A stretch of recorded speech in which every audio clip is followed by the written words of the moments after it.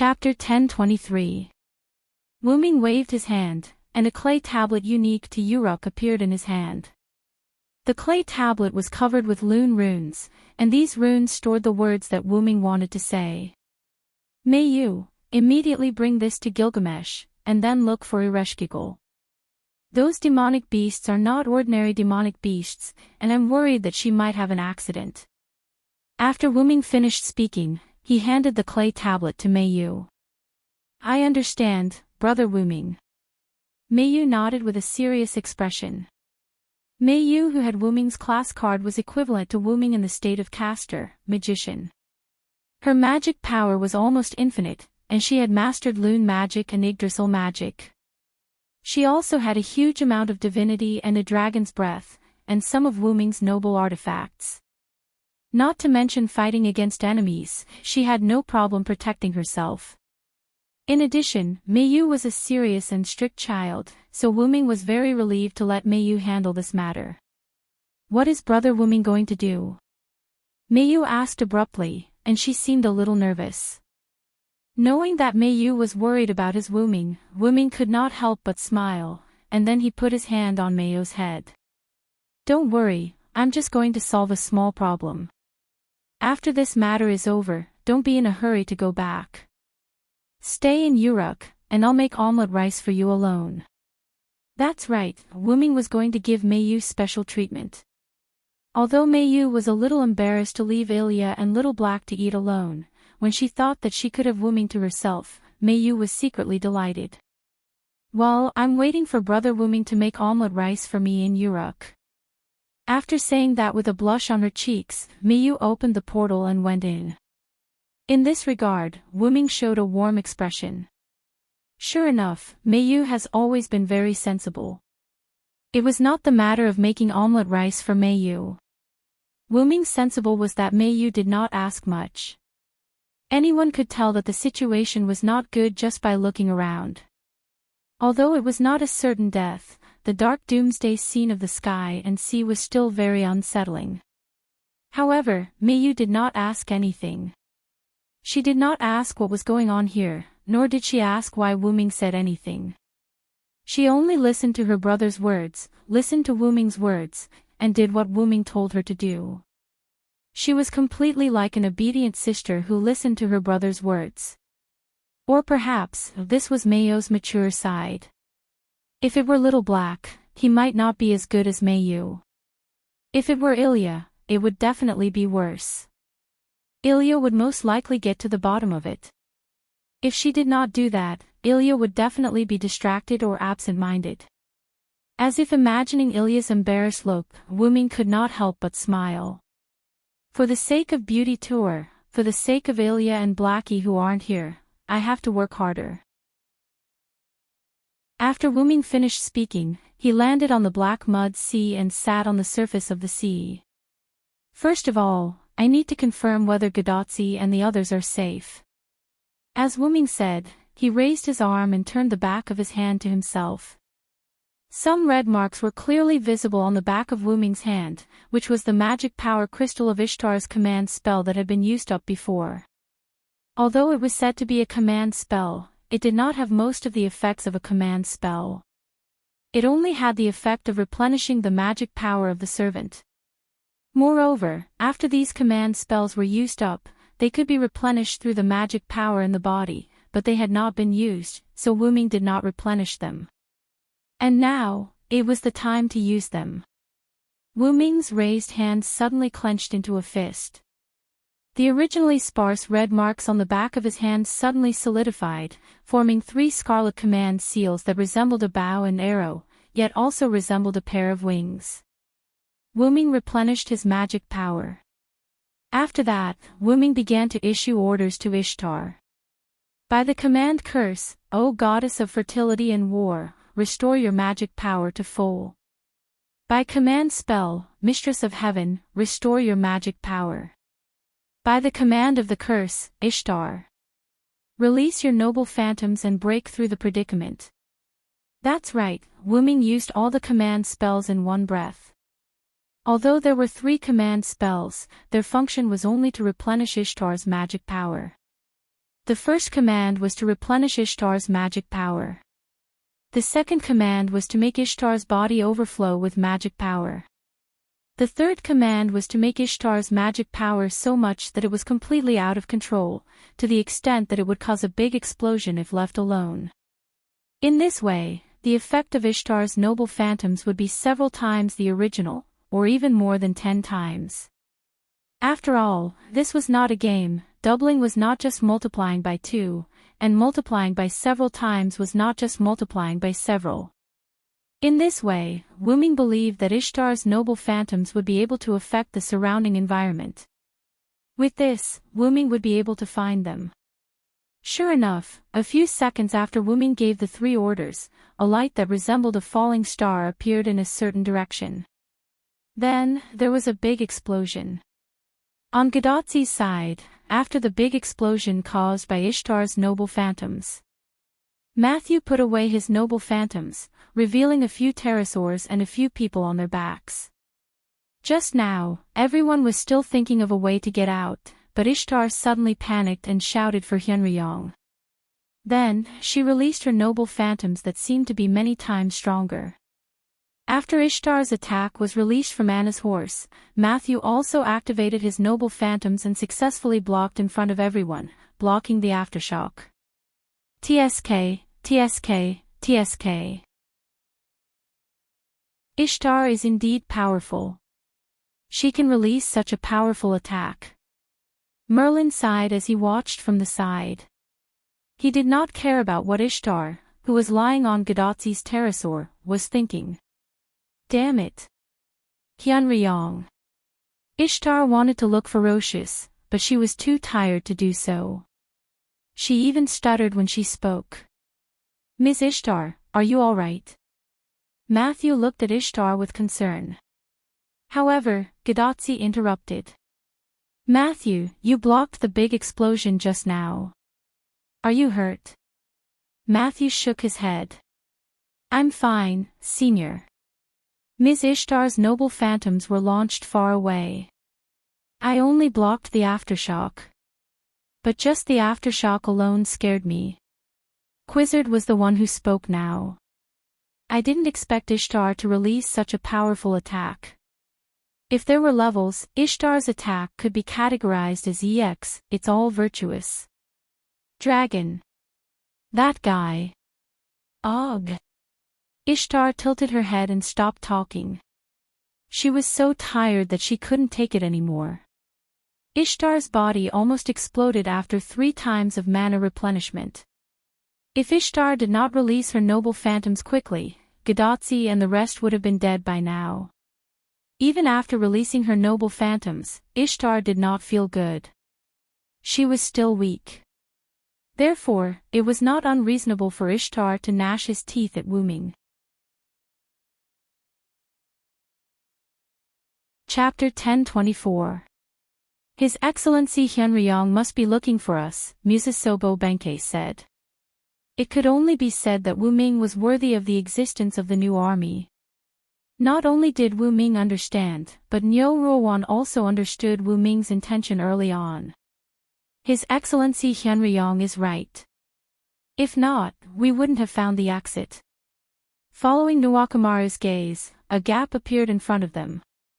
Unlike the other places, light shone through the gap. They were indeed trapped, but Ishtar's noble phantasm forcefully blasted a hole in the black mud. Not only did Wuming get them out of danger, but he could also tell Wuming where they were. It was killing 2 birds with 1 stone.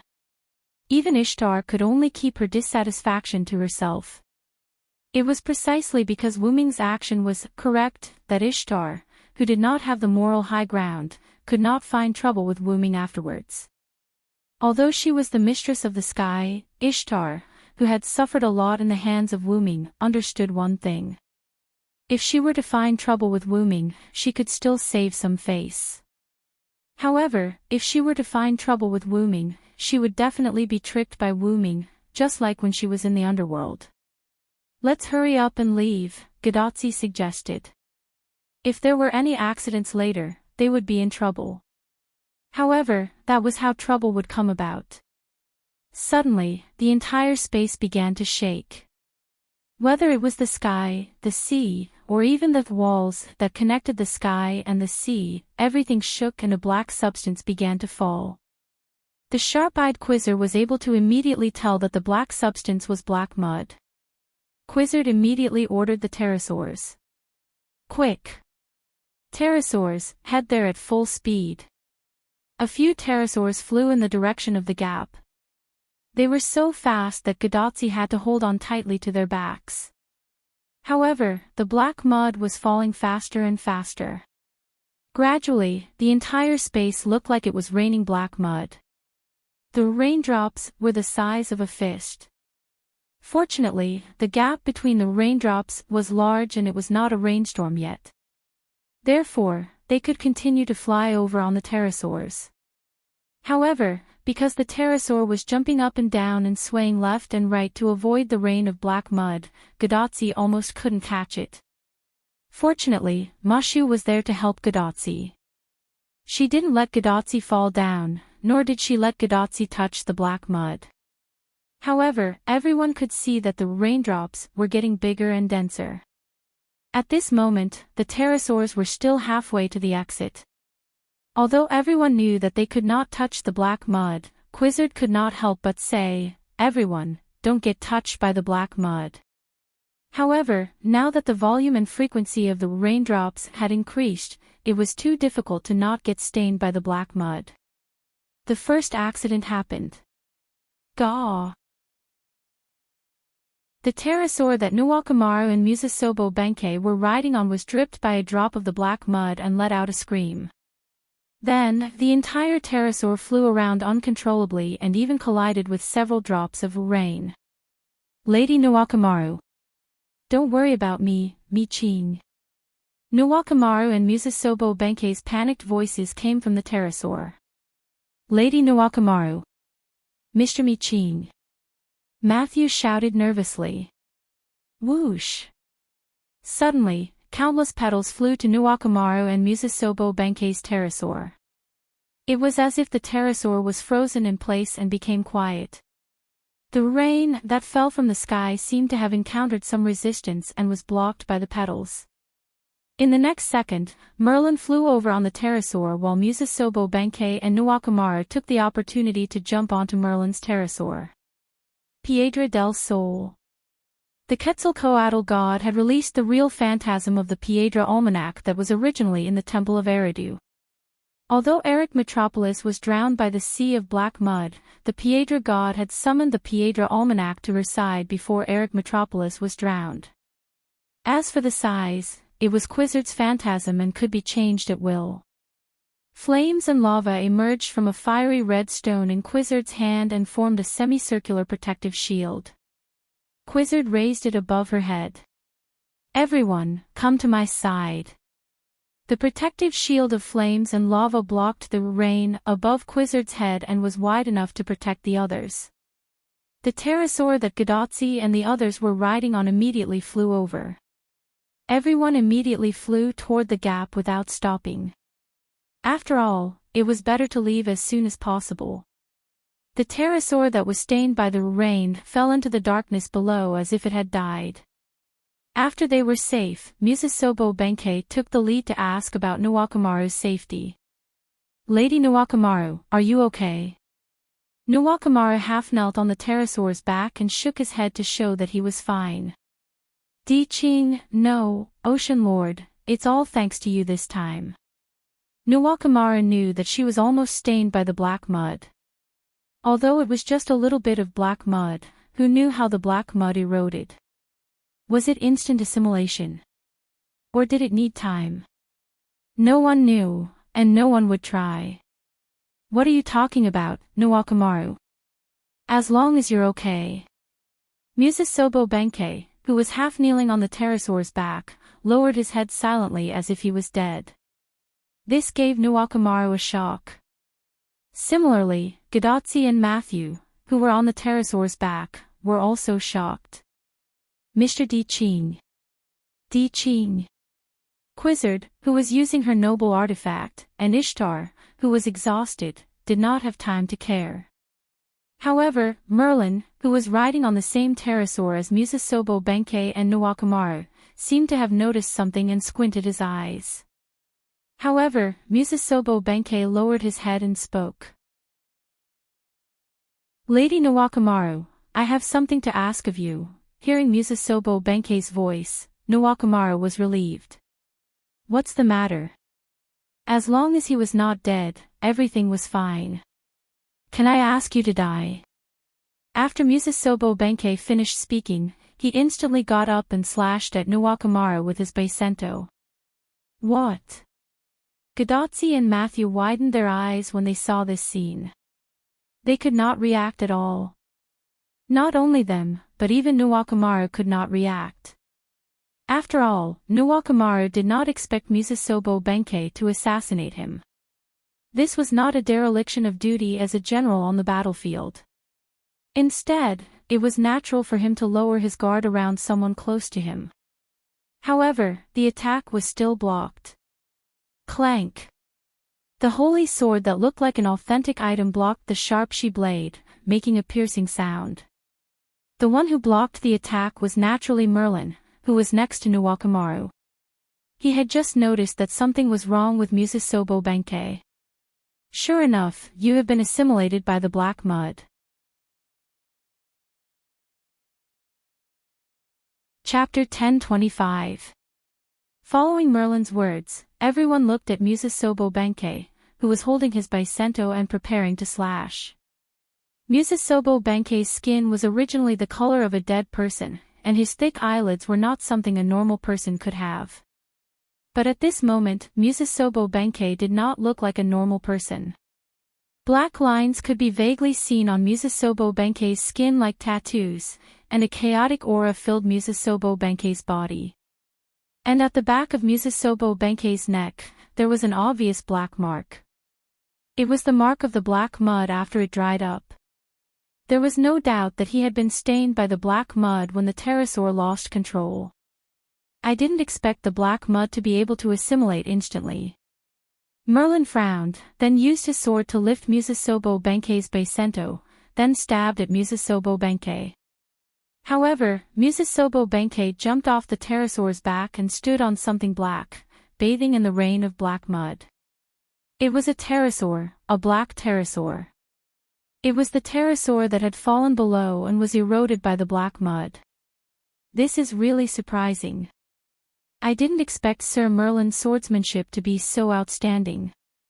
Merlin's move was not easy to block, so Musasobo Benkei chose to retreat. "Senior, please be careful."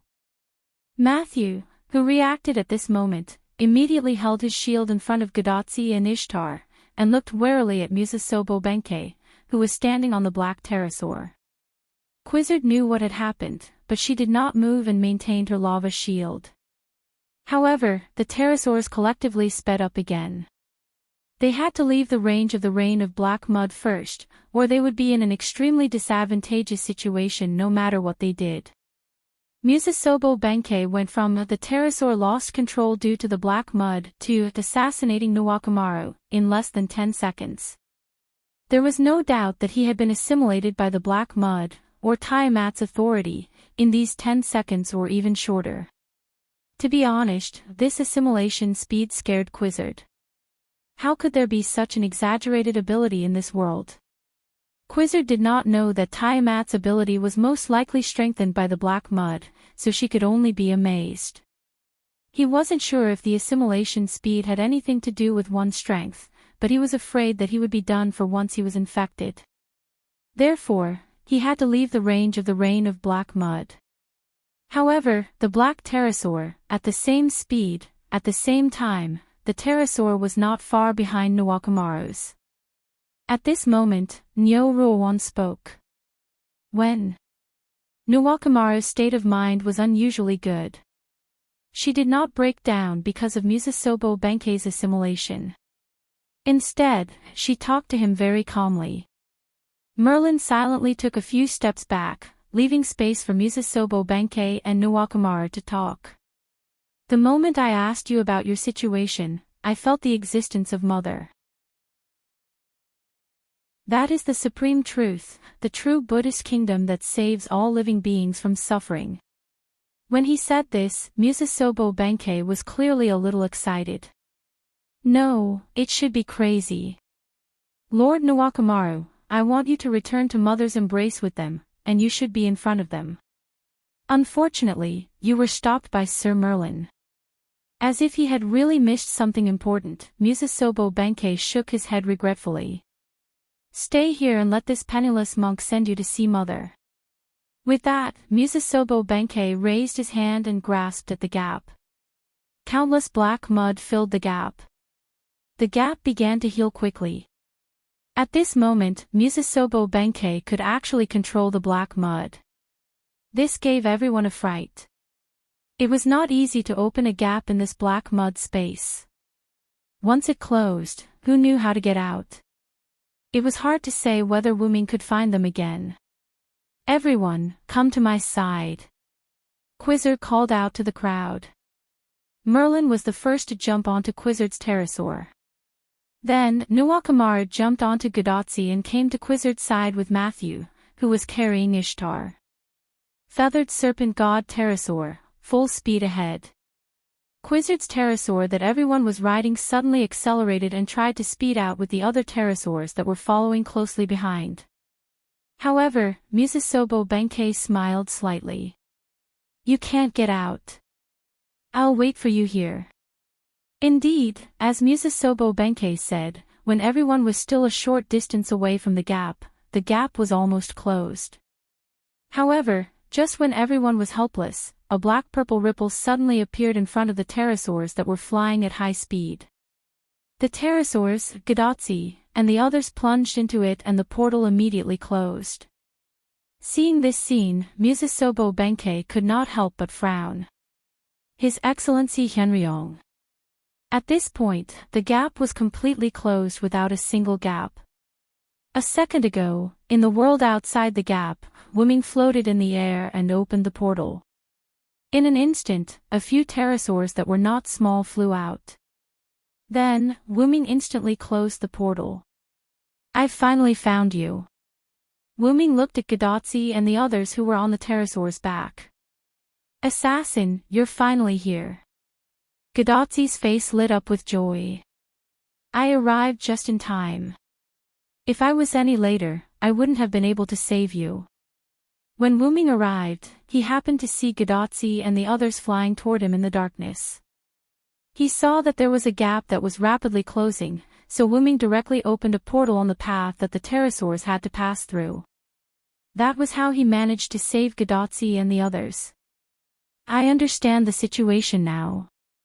You guys can return to Uruk first. Leave the rest to me. When Wuming saw Musasobo Benkei standing on the back of a black pterosaur, he guessed that he was probably assimilated by the black mud.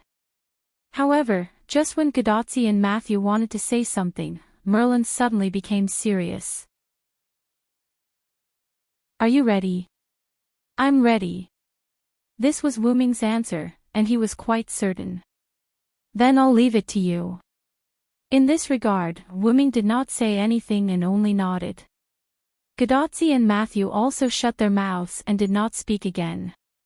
I won't leave. I want to stay. Nuwakamaru suddenly interrupted rather calmly.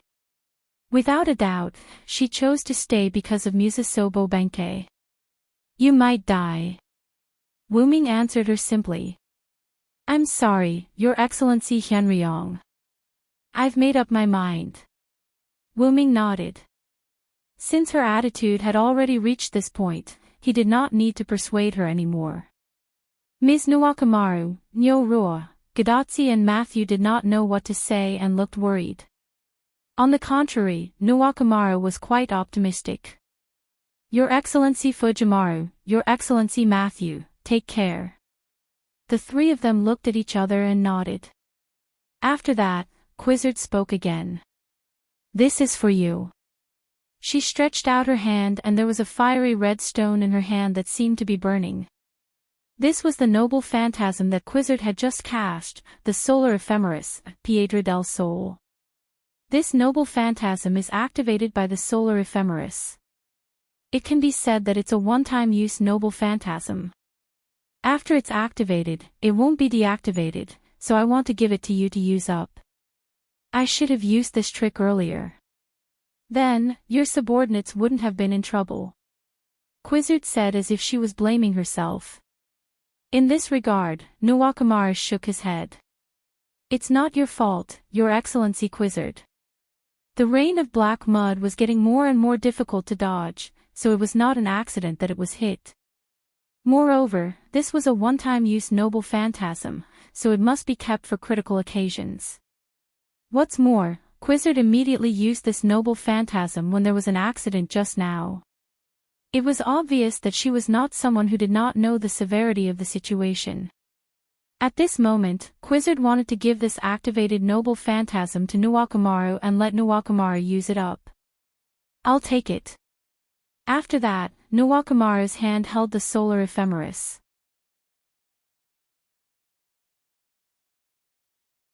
Chapter 1026. Wuming opened the portal to Uruk and let Gadotsi and the others go back.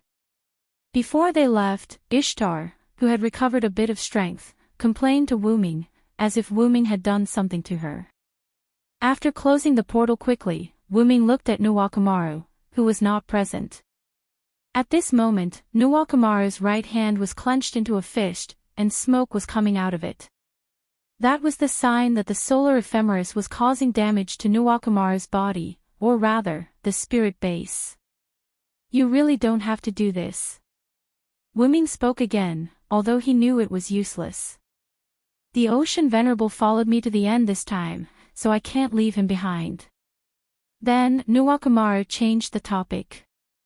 By the way, Sir Hyunryong, have you prepared your trump card? Wuming nodded and looked in the direction he came from. Almost, but I still have something to do, and you're here. What Wuming meant was that Nuwakamaru could help Wuming complete this matter. Please tell me, sir. I will not hesitate to go through water and tread on fire. At this moment, Nuwakamaru was like a loyal warrior, waiting for the king's order. Wuming smiled at this. It's not that serious. I just need you to force Tiamat out. Force her out. Nuwakamaru was stunned.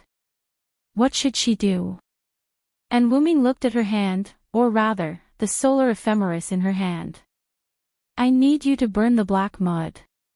On the other side, on the sea of black mud, Wuming sat cross-legged on the sea with his eyes closed, as if waiting for something. However, Wuming's shaking fingers showed that Wuming was not just waiting.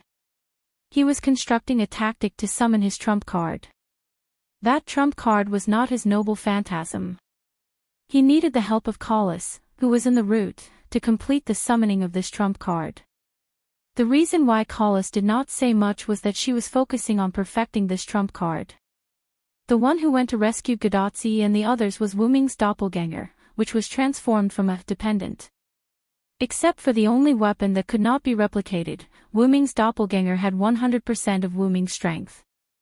Other than saving Gadotsi and the others, Wuming's clone had another mission. Wuming's trump card still needed a primer before it could be used. Only when Tiamat truly appeared would he be able to use it. Thus, luring out Tiamat was another mission of the doppelganger. Coincidentally, Quizzard had given the solar almanac to Nuwakamaru, so Wuming's doppelganger did not need to do anything else other than use the solar almanac to burn the black mud. Although there was no way to completely burn the black mud, Wuming speculated that as long as a part of it was burned, Tiamat would definitely appear. Wuming guessed that this black mud was most likely something that belonged to Tiamat's body. Thus, as long as a part of it was burned, Tiamat would definitely appear. Wuming, on the other hand, only needed to wait quietly and design a supportive tactic. Suddenly, the eastern side of the sky turned red, and the light of the fire soared. It was obvious that Nuwakamaru had begun to use the solar almanac to burn the sea of black mud. And it was also at this moment that the entire sea of black mud, as well as the space of black mud in the southeast where Gadotsi and the others had been trapped, began to produce powerful magical fluctuations. And along with this powerful magical fluctuation, Wuming's trump card, which he had prepared long ago, also began to form a connection with this world. Is Tiamat about to come out? Wuming opened his eyes and looked in the southwest direction, then looked at the sea of black mud beneath him and took a deep breath. The moment had finally arrived. Wuming was about to activate this trump card that had been born out of a sudden whim. Let's begin, Callis. Yes, Master. After the conversation, Wuming's body seemed to have given up all resistance and accepted the gravitational force, sinking directly into the sea of black mud. On the other side of Wuming's clone, Nuwakamaru fell into the sea of black mud, and the solar almanac in her hand burned the black mud around her. The black mud dissipated at a speed visible to the naked eye, but this could be said to be harmless to the sea of black mud. However, calling out Tiamat only required a little stimulation. Whether or not the black mud could evaporate was not within Wuming's consideration. It was just like how mosquitoes sucking blood would not cause much harm to humans, but humans would always react when they realized that their blood was being sucked. Feeling the increasingly turbulent magical power around him, Wuming's clone nodded silently, then waved his hand and opened a teleportation portal beside Nuwakamaru. That's enough, Nuwakamaru. Return to Uruk. What's next is not something you can handle. Wuming shouted at Nuwakamaru. Nuwakamaru's spiritual base was gradually collapsing as she released a relic that did not belong to her. If this were to continue, there was no doubt that she would leave. Wuming did not want to kill Nuwakamaru. However, Nuwakamaru did not seem to hear what Wuming said as she continued to release the flames and lava from the solar almanac. Nuwakamaru's face was a little twisted. It seemed like Nuwakamaru's mental state was not very good, and she was probably on the verge of turning evil. Wuming controlled the teleportation portal to swallow Nuwakamaru, leaving the solar almanac alone. Wuming's clone went to the solar almanac and held it with one hand, injecting a large amount of magical power into it. Since it was a one-time relic, Wuming's clone decided to inject magical power into it before the relic lost its function completely until the solar almanac could no longer take it or dissipated. The solar almanac was getting more and more ferocious as it received an endless supply of magical power. Countless flames and lava were surging as if they were going to destroy the world, constantly devouring the sea of black mud. This time, it was no longer a mosquito bite, but a venomous worm bite. Then, before the solar almanac could self-destruct, the entire sea of black mud went berserk. Like a deep-sea monster that appeared from the ocean, the sea of black mud soared into the sky like a dragon sucking in water. It was so fast and its range was so wide that it was shocking. Wuming's clone, who was in the range, escaped through the teleportation portal at the last moment with the solar almanac and arrived at where Wuming was previously. The two places were quite far apart, and the sea there was only shaking. Wuming's clone exclaimed as he watched the sky and water turn dark. It's a little sudden, but this proves that Tiamat is panicking. The solar almanac's movement earlier was considered to have hurt Tiamat. Otherwise, the sea of black mud would not have such a huge movement. After all, it was a one-time relic of the South American Master God. After receiving Wuming's massive magical power, even Tiamat could not be unaffected. Wuming raised his hand and looked at the solar almanac that was about to burn out. He made a decision. It's time for you to fulfill your final mission. Wuming weighed it and then threw it to the place where the sky and water were so dark that he could not see the situation clearly. In the next second, the solar almanac was like the sun that shone on everything, releasing its last ray of light in the sky. A gigantic dragon beast that was many times bigger than the 11 demonic beasts earlier was standing there with its eyes closed. That was Tiamat.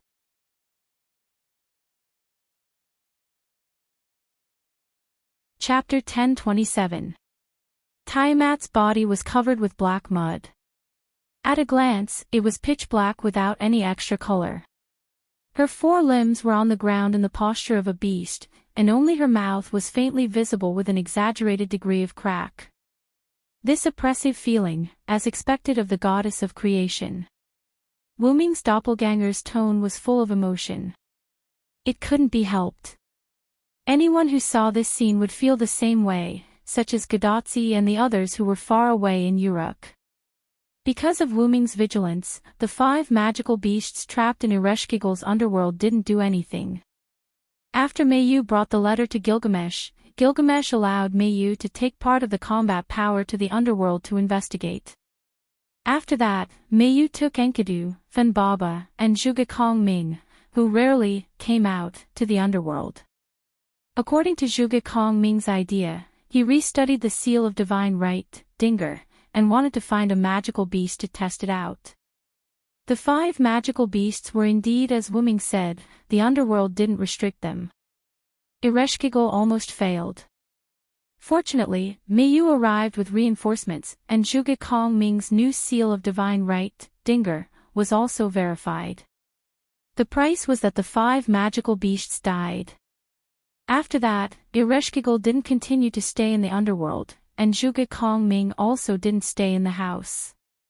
At this moment, everyone, including Ereshkigal and Zhuge Kong Ming, and those who returned to Uruk, gathered on the southwest city wall, looking at Tiamat's figure in the distance, which was illuminated by the solar calendar stone.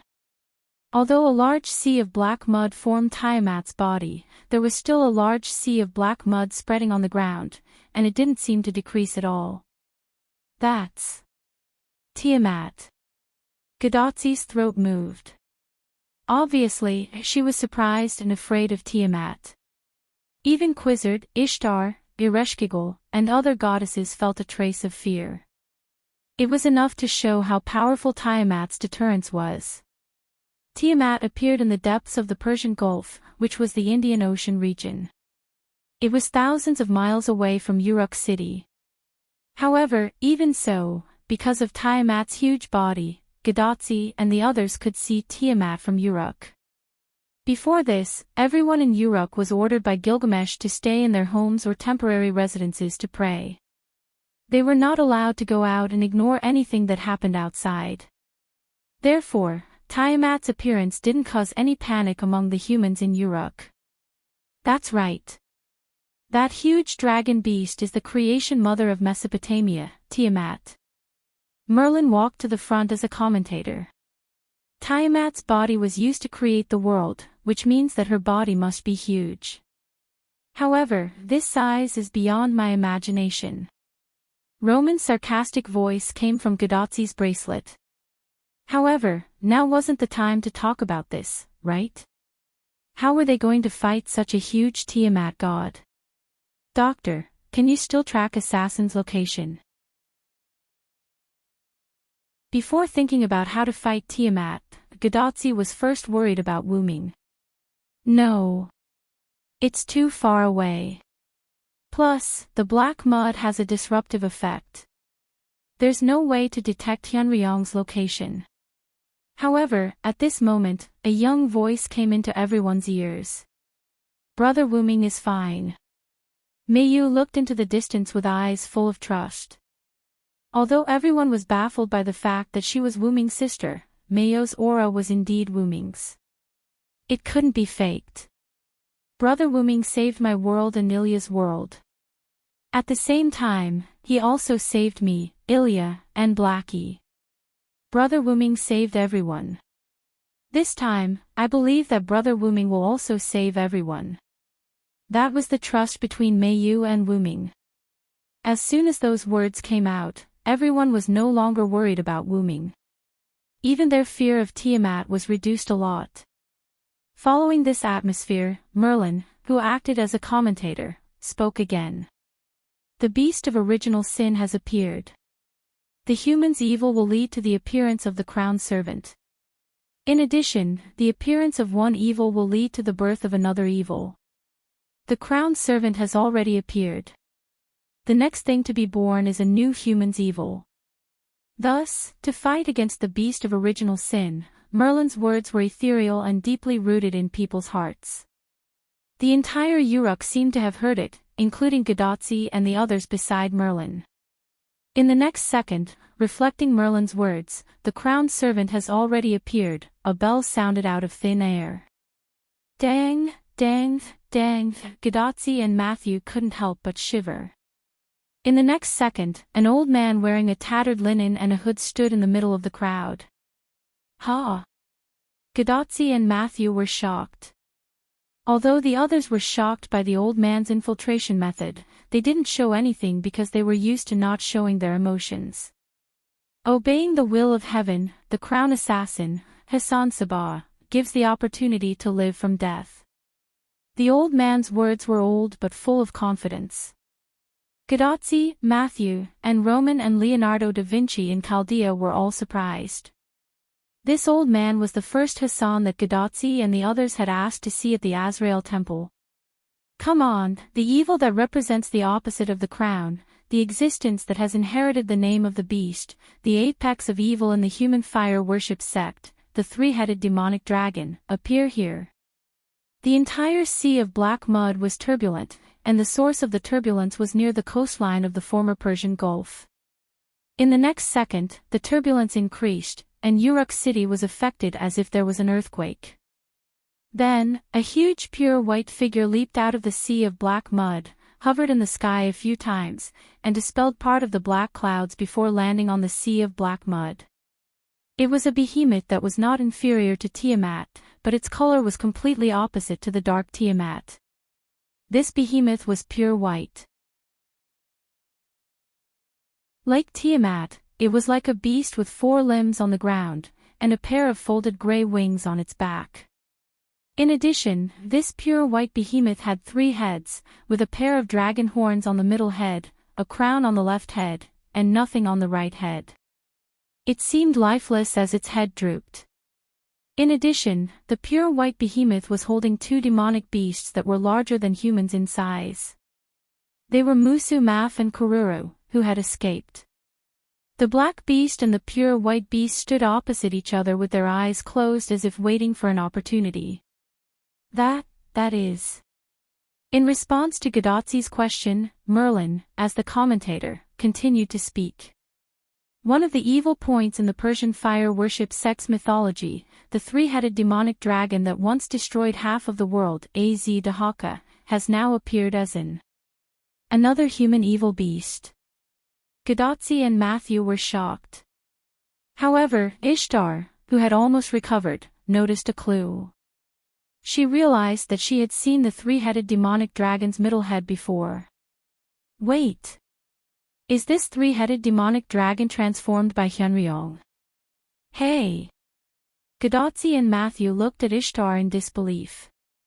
Look, the 3-headed demonic dragon's middle head is basically the same as the head of Hyunryong's dragon body, isn't it? Everyone looked at the place where Ishtar pointed. Gadotzi, Matthew, Quizzard, Leopard Man, and Anna had never seen Wuming's dragon body, so they were not sure. However, Gilgamesh and Nuwakamaru definitely knew. When Wuming transformed into his dragon body and fought with Gorgon, although they were still far away, Nuwakamaru, as a servant, must have some impression of it. However, the only ones who knew the most were Merlin, the cheater, and Enkidu and Fanbaba, who had always been by Wuming's side. Immediately, Enkidu spoke. That's right, that human evil is indeed Hyunryong Sama's transformation. It was summoned by Crown Assassin and another human evil. Human evils were attracted to each other. When a human evil appeared, other human evils would appear in turn. This was destined. And Crown Servant, as the suppression mechanism of human evils, would naturally appear together with human evils. In other words, where human evils appeared, there must be Crown Servant, and where Crown Servant appeared, there must be human evils. However, this became a contradiction. In the end, did the Crown Servant appear first, or did the beast appear first? Wuming relied on Crown Assassin and the double primer to successfully appear as a Crown Servant. And as the carrier, naturally, was the 3-headed demonic dragon Az-Dakaha's body that Wuming obtained from the box world.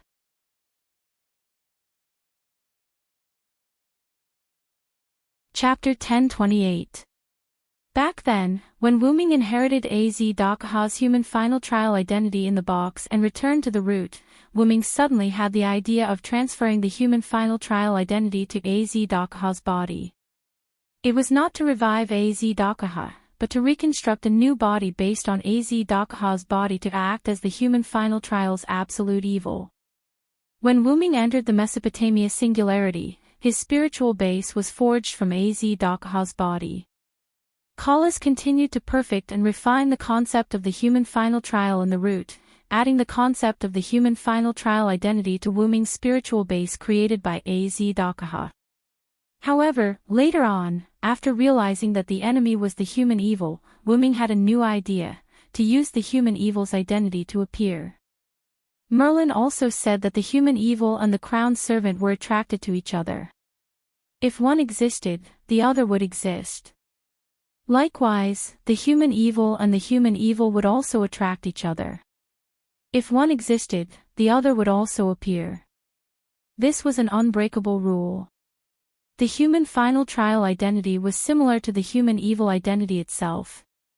Furthermore, Az Dakaha belonged to Persian mythology, and Persia was a part of Mesopotamia. Therefore, with the crowned servant assassin and the other human evil as the primer, and with the suppression force behind Wu Ming giving him some face, the new human evil, Beast 7 Az Dakaha was naturally born. The human evil's seventh beast is Lord Hyunryong's trump card. Because this human evil was controlled by Wu Ming, although it was harmful to humans, Wu Ming would not actively harm humans. He would leave the Type Moon world after eliminating the other human evil, Tiamat, so he would not harm humans. It was even possible that after he left, the human evil would automatically leave him and return to the real Beast 7. That's right, the human evil was transformed from the love of the 7 humans. Wu Ming was only temporarily using a series of methods to appear as the 7th beast, but he did not truly become the human evil. However, if the human evil that inherited the 7th beast remained in the Type Moon world, it would be qualified to become the new beast and replace the original 7th beast. After all, the scene that Az Dakaha, who inherited the final trial's absolute evil, most wanted to see was the human hero standing on its corpse and advancing towards a better future. In a sense, this was also considered love. After all, the human final trial's absolute evil in the Type Moon world was an evil that humans had to overcome. It was fully qualified to do so. The human evil against the human evil, this is Hyunryong's trump card. Merlin said the final words. Now, the battle of the beasts that only exists in fantasy is about to begin. Following Merlin's words, Enkidu, who was originally carrying Funbaba, put down Funbaba and flew into the sky. It turned into a dazzling silver chain and flew towards the pure white three-headed demonic dragon, wrapping around its drooping head. In the next second, the three-headed demonic dragon's 3 heads opened their eyes at the same time. Red pupils, blue pupils, and blue pupils appeared in the eyes of the 3 heads respectively. Trinity, huh? Gilgamesh saw the 3-headed demonic dragon's current state. The 3 heads were occupied by 3 different spiritual bases. One of them was Wu Ming's, another was Enkidu's, and the last one seemed to be Wu Ming's magic attire. It's rare to see a magic attire with a spiritual base alone, Zhuge Kong Ming commented. Then, as the 3-headed demonic dragon opened its eyes, Tiamat on the opposite side also opened her eyes, revealing a pair of shining starry eyes. Roar! The 3-headed demonic dragon roared like an ordinary beast. Aah! Tiamat let out a mournful cry that sounded like a song. The 2 giant beasts let out their own roars, and then, the battle began. After the roar ended, the pure white giant beast casually swallowed Musumafu and Kururo as if it was demonstrating its power. Aah! The pitch-black giant beast expressed its anger. Its roar contained a powerful magical power, and the sea of black mud was forcefully split apart by this magical power. However, the pure white giant beast wasn't affected by this roar at all. It spread the curled shadow wings on its back. The shadow wings covered the sky and were so huge that they were bigger than the pure white giant beast's body. With the help of the shadow wings, the pure white giant beast flew into the sky. Its mouth contained a white light that could destroy the world, and it suddenly shot it toward the pitch-black giant beast. Dong! The tyrant's halo hit Tiamat, and the white light covered everything in the surroundings. It even covered the solar almanac that had long disappeared, and it lit up the sky and the earth. In an instant, it was as bright as day. The Uruk city was very far away from the place where the two giant beasts were fighting. Moreover, the Uruk was protected by Wuming's relic, so the battle between the two giant beasts wouldn't affect the Uruk at all. Although they didn't know what was going on outside, they still followed Gilgamesh's orders. The humans were still praying in their homes, and they didn't care about what was going on outside. They just prayed that the end of the world would be over as soon as possible. On the city wall in the southwest of Uruk, everyone covered their eyes. There was no other reason as the light was too glaring, and they couldn't see what was going on clearly. However, in the end, everyone walked down the city wall. After all, they couldn't just close their eyes and stare blankly. However, at that moment, everyone understood that the battle between the two giant beasts was not something that they could intervene in. If Quizzard wasn't a servant but a god, she could still intervene. However, no matter if it was a servant or a body, they couldn't intervene, including Ishtar. Damn it. Hyunryong, if you lose, I won't forgive you. Ishtar muttered because she couldn't do anything. God bless, Master Hyunryong, you must win. Ishtar glanced at it, and it turned out that her demigod, Ereshkigal, was praying to the god. Hey, are you a god yourself? Ishtar couldn't help but complain. I'm willing, can't I? Ereshkigal blushed and stared back at Ishtar. Although the two were half-sisters, they didn't get along well. However, to Ereshkigal's surprise, Ishtar didn't refute Ereshkigal. Instead, she comforted her. Don't worry, Hyunryong won't lose. He saved the Uruk. We just need to believe and wait. Although Ishtar's gentleness was somewhat uncomfortable, Ereshkigal felt good. She remembered what Wuming said at the beginning. It seemed that Wuming didn't lie. Ishtar was actually a good goddess. While Ereshkigal was stunned, Gilgamesh suddenly spoke. Funbaba, with your strength, you should be able to help. Gilgamesh stood in front of Funbaba, who was rubbing her eyes, and said so. Master told me to stay here. Funbaba said in a childish voice. Gilgamesh raised his eyebrows, but then Gilgamesh realized why Wuming asked Funbaba to stay here. So that's how it is, you are also a crown. Gadotzi and Matthew were surprised. Roman and Leonardo da Vinci of Chaldea were also surprised. Why does it seem like a crown is cheap?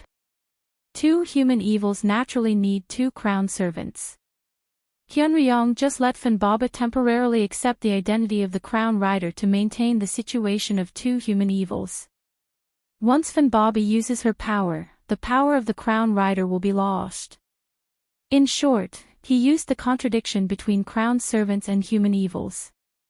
The first thing to know was that there was no rule that the number of human evils needed to be the same number of crown servants. Originally, the crown assassin appeared because of Beast 2, but the crown assassin was used by Wuming to pair with his own Beast 7. As a result, the second beast lost its corresponding crown servant. As a result, there must be another crown servant to maintain the balance. Wuming must maintain this state so that the contradiction will not be broken and he can continue to exist. At this moment, Wuming was not the real Beast 7. He could only use this method to make himself appear. Hearing Merlin's clear and logical analysis, everyone was enlightened. However, there was something that Merlin didn't understand. Merlin could understand why the first Hassan cooperated with Wuming's action. After all, the two had met before. But what about Funbaba? She was neither a servant nor a human. How could she take on the title of rider? The reason was that the suppression force was Wuming's backer. He temporarily put the title of rider on Fanbaba without the slightest pressure. Wuming paid the price anyway. During the acceptance of the title, Fanbaba couldn't use her power. However, Merlin would never know the answer.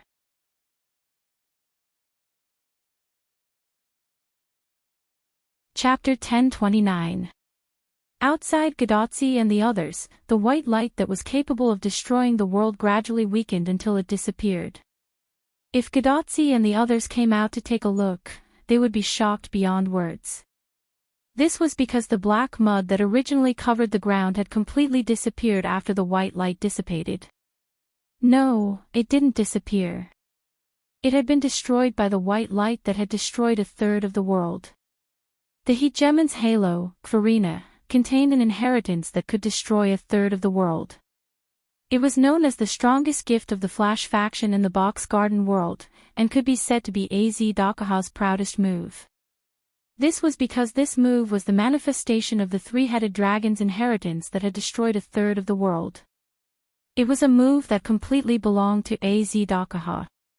Unfortunately, Wuming's spiritual base had fused with AZ Dakaha's body. This move that he was so proud of also belonged to Wuming. Wuming had used the ability to destroy a third of the world to choose to destroy the black mud that had covered half of Mesopotamia. Logically speaking, even the hegemon's halo shouldn't be able to destroy half of the black mud in one go. However, this was the black mud of the origin. Wuming only needed to add the power of origin to the hegemon's halo, and it was like a hot knife cutting through butter.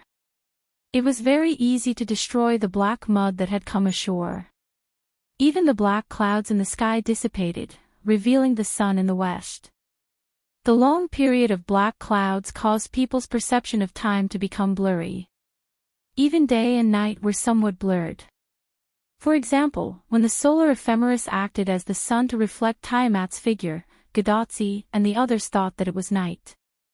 Wuming was also one of the people who had such a misunderstanding. Is the day almost over?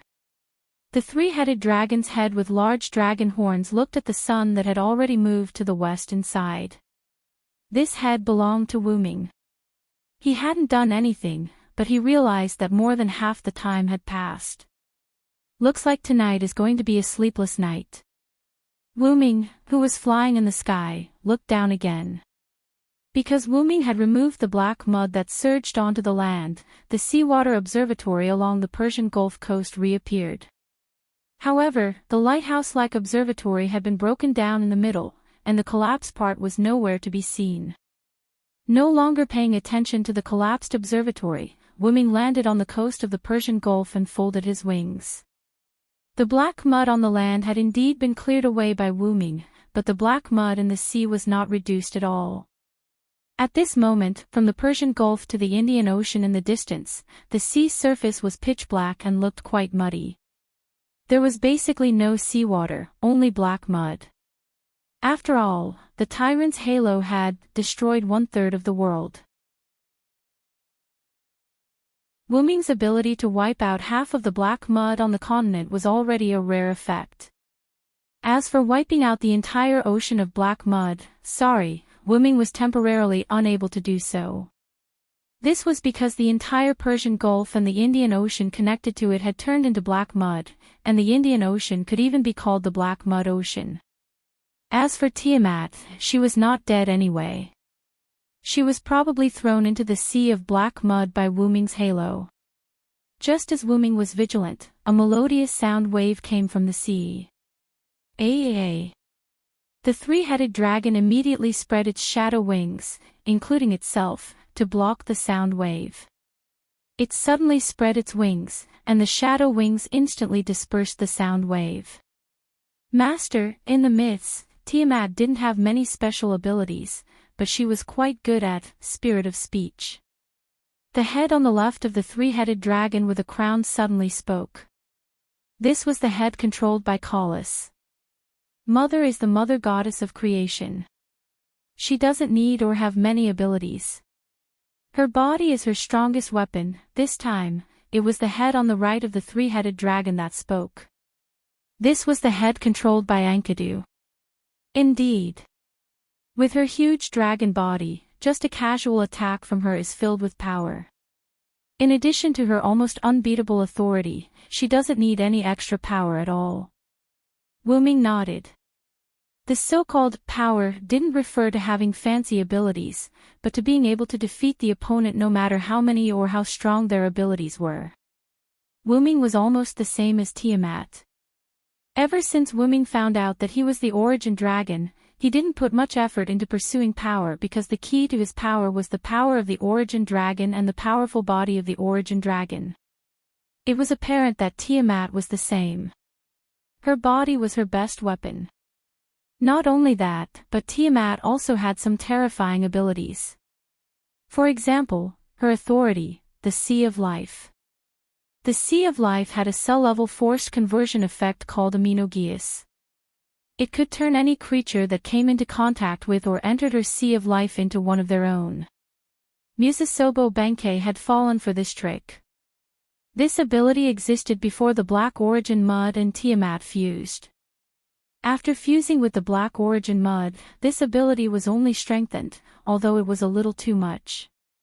At this moment, the Persian Gulf and the entire Indian Ocean were Tiamat's Sea of Life.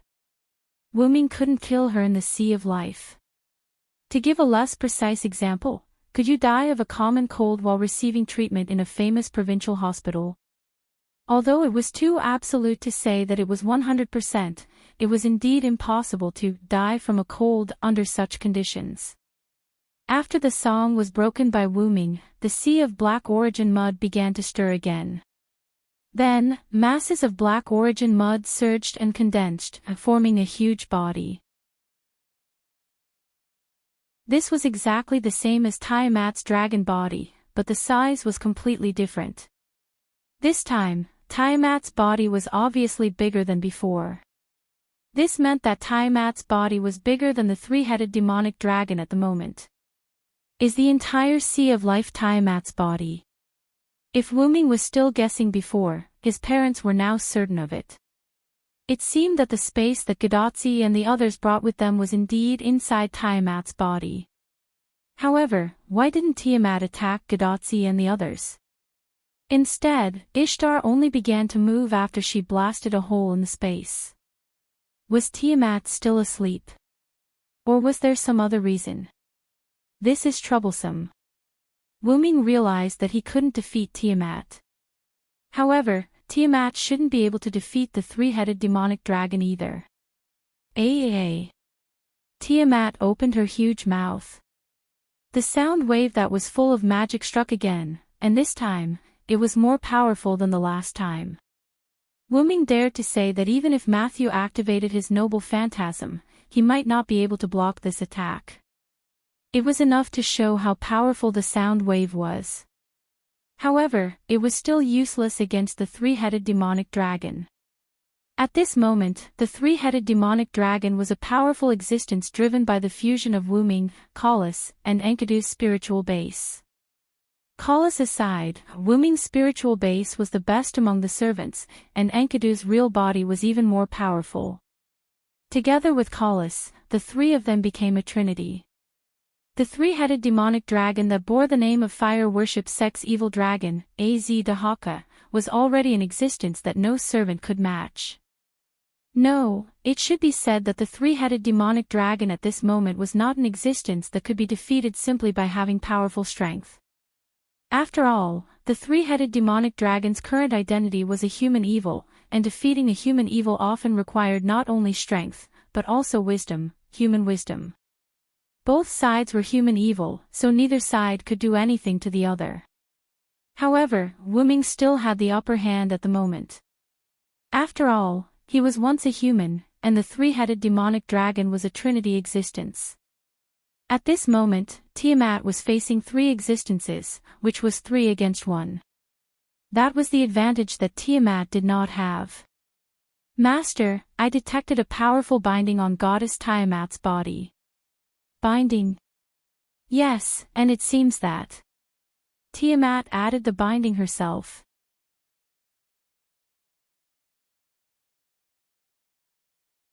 Chapter 1030. Even after fusing with the three-headed demon dragon's spiritual base, Callis was still able to use her own abilities. That crown was the manifestation of Callis' ability. Callis had always been cautious and conscientious. She did all sorts of research, probing, and testing on Tiamat in an attempt to find out what weaknesses she had. The heavens rewarded those who worked hard. Callis actually managed to discover the problem with Tiamat. That was, Tiamat had self-restraints. Tiamat is the creator goddess of Mesopotamia. The dragon body in front of us can be said to be the spiritual base of Tiamat after she fell and became a beast. Even so, Tiamat is still extremely powerful. However, the strange thing is, the Tiamat that we fought against wasn't as powerful as we thought. Wuming voiced out the strange that Callis mentioned. That's right, Master. When Tiamat fought against us, she didn't display much power. This is the strangest thing. Even without Wuming, the current Tiamat wasn't undefeatable or despairing to Gadotzi and the others. That was, Tiamat didn't have an overwhelming and decisive ability. This wasn't something that a creator goddess should have. The only ability that Tiamat still had was the Sea of Life. However, it could even block Nabistin's Fong for a while. It couldn't be considered an overwhelming ability. The Sea of Life couldn't even compare to Wuming's Hegemon's Halo. At the very least, the Hegemon's Halo could instantly destroy the black mud on the ground, while the Sea of Life couldn't instantly flood the ground. However, even if Tiamat has self-restraints, we can't do anything to her. Wuming was not facing the problem of weakening Tiamat, but the problem of not being able to stop Tiamat. Wuming wasn't afraid of Tiamat who didn't have overwhelming power, but he couldn't defeat Tiamat or stop Tiamat's actions. Tiamat's Sea of Life covered the entire Persian Gulf and the Indian Ocean. If they did not destroy it completely, there was no way to defeat Tiamat. This was what Wuming couldn't do to Tiamat. The reason why Tiamat couldn't do anything to Wuming was because Tiamat didn't have any overwhelming moves. No, Master, you can seal Tiamat. Callis suggested to Wuming. Callis was an artificial spirit that supported the top magic attire. When it was first created, it had extremely high intelligence and could deal with all kinds of situations. Later on, Kelly became Wuming's noble artifact, and had undergone the baptism of the origin, together with Wuming's main body, which made her stand out from the rest. Regardless of whether it was the magical attire's performance or the artificial elf's wisdom, she was far ahead of the rest. Since Callis was able to suggest this, the idea was feasible. You're saying that I should use the 12 incarnations. But I can't use it in this state.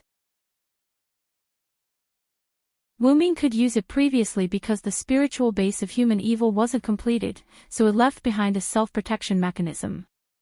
Now that human evil's spiritual base was completed, Wuming's original abilities were temporarily lost.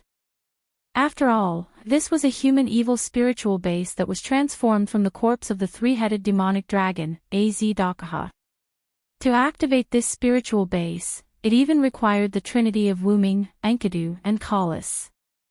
Although this spiritual base was unprecedentedly powerful, there were also many disadvantages. Wuming's inability to use his own abilities was one of them. This spiritual base was considered a complete product in terms of strength, but in other aspects, it was still considered a half-finished product. It could be modified in the future, but now wasn't the time to do so. Master, this spiritual base contains a sovereign sun and 2 simulated star maps. They can be used by you. When Callis said that, Wuming couldn't help but be stunned. Of course, I know that Az-Dakaha has a Vesta, but whether it can be used on Tiamat is another matter. The three-headed demonic dragon, fire worship sect, came from Mesopotamia. The Avesta's user was a three-headed demonic dragon, so it couldn't be used on humans or fire worship sect's abilities. The former was because this was the final trial for humans, while the latter was because of homology. Although Tiamat wasn't a god that belonged to fire worship sect directly, fire worship sect's roots were still in Mesopotamia. The box garden world was particular about inheritance. Mesopotamia and fire worship sect had deep connections, so this ability might not be used. Moreover, Avesta didn't have the sealing effect. Also, you said that there are additional simulated star maps in Az-Dakaha's body. Wuming was a little moved. Having a simulated star map was a great fortune for anyone, but Az-Dakaha had too. How could Wuming not be moved? It was normal that Wuming didn't know about Az-Dakaha's gift. When Az-Dakaha's spirit had died, Wuming had placed his body in the gift card and returned to the root for Collis to transform. Because his physical body was still alive, the power that existed in Az-Dakaha's body wouldn't be like when Silent killed Maxwell, which resulted in a falling object. Only the tyrant's halo was used by Az-Dakaha in front of Wuming. As for Avesta, Az-Dakaha didn't even have time to use it before it was sealed by Wuming's golden sword. Wuming had heard about Avesta's specific effects from Galgi. Forget it. Collis, control the body. Enron, help me. I'll go inside and take a look. Yes, Master. Yes, Master Hyunryong. After Wuming finished speaking, the middle head of the three-headed demonic dragon drooped down as if it had lost its soul. After that, the three-headed demonic dragon's entire body was controlled by Collis with Enkidu assisting from the side. The three-headed demonic dragon once again gathered the tyrant's halo in its mouth. Even if it couldn't kill Tiamat, it had to constantly interfere. Tiamat, on the other hand, let out a sorrowful and angry song. On the surface of the Sea of Life, something seemed to have appeared and began to shake. Inside the spirit base. When Wuming said to take a look inside, he meant to go to the depths of the spirit base to take a look.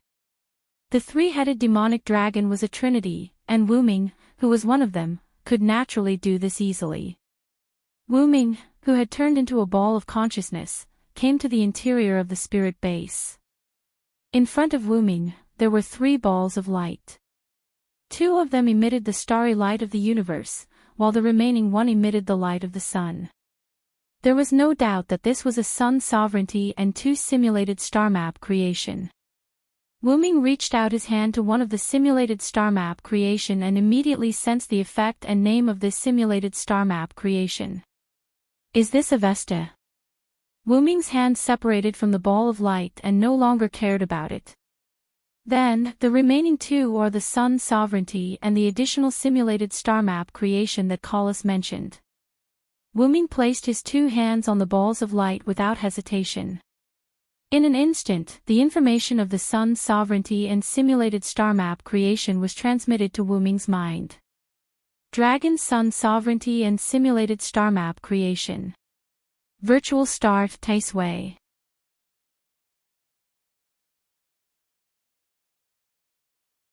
Chapter 1031. This simulated star map is interesting. Wuming showed a thoughtful expression. When Az-Dakaha had fought with Wuming, he had only used the new ability that he had obtained after assimilating with the Black Origin Mud. He had not used any of his original abilities. Even if he had used it, he had only used the Hegemon's halo. Wuming had thought that Az-Dakaha had underestimated his opponent. However, it seemed that this was not the case at all. The reason why Az-Dakaha had not used his own abilities was because those abilities would not have any effect on Wuming. Az-Dakaha had 2 powerful gifts. One was the simulated star map, Avesta, and the other was the Hegemon's halo, Farina. The former made Az-Dakaha invincible in the box world, while the latter was Az-Dakaha's signature. Possessing the former was enough for Az-Dakaha. What the strong possessed was not some flashy ability, but the ability to defeat the enemy. Eating the world with a single move also existed. However, there were times when one trick to eat everything did not work. For example, Az-Dakaha and Tiamat. The reason why Az-Dakaha had the Dragon Sun sovereignty and the simulated star map, Virtual Star Taisway, was because Az-Dakaha had naturally fused with his body when he broke the seal. That's right. Just like the no-name flag was one of the items that broke the seal, these two items were items that sealed Azdakaha. The Dragon Sun's sovereignty only had the effect of strengthening the spirit core. However, every simulated star map had restrictions. Coincidentally, Virtual Star Taisue's restrictions prevented Azdakaha from using it. Avesta was also useless against Wuming because Azdakaha couldn't absorb, cancel, or borrow the power of the origin. It could only use its new ability after combining with the Black Origin Mud to deal with Wuming. This was why Azdakaha didn't use its own ability. It was the same for Tiamat. The Sea of Life could be said to be the bane of all things, but after fusing with the Black Origin Mud, Wuming developed a resistance, because Wuming and the Black Origin Mud were of the same origin. In addition, Tiamat had sealed herself, causing Tiamat to be unable to take down Wuming. Wuming was also facing the same problem at this moment. The ability of the Trinity Azdaka, one of the 7 great human evils, was also unable to destroy Tiamat. Therefore, when one move was no longer fresh and could no longer dominate the world, a new move was needed. And Kalas found a new move for Wuming, which was the illusory star Taisui.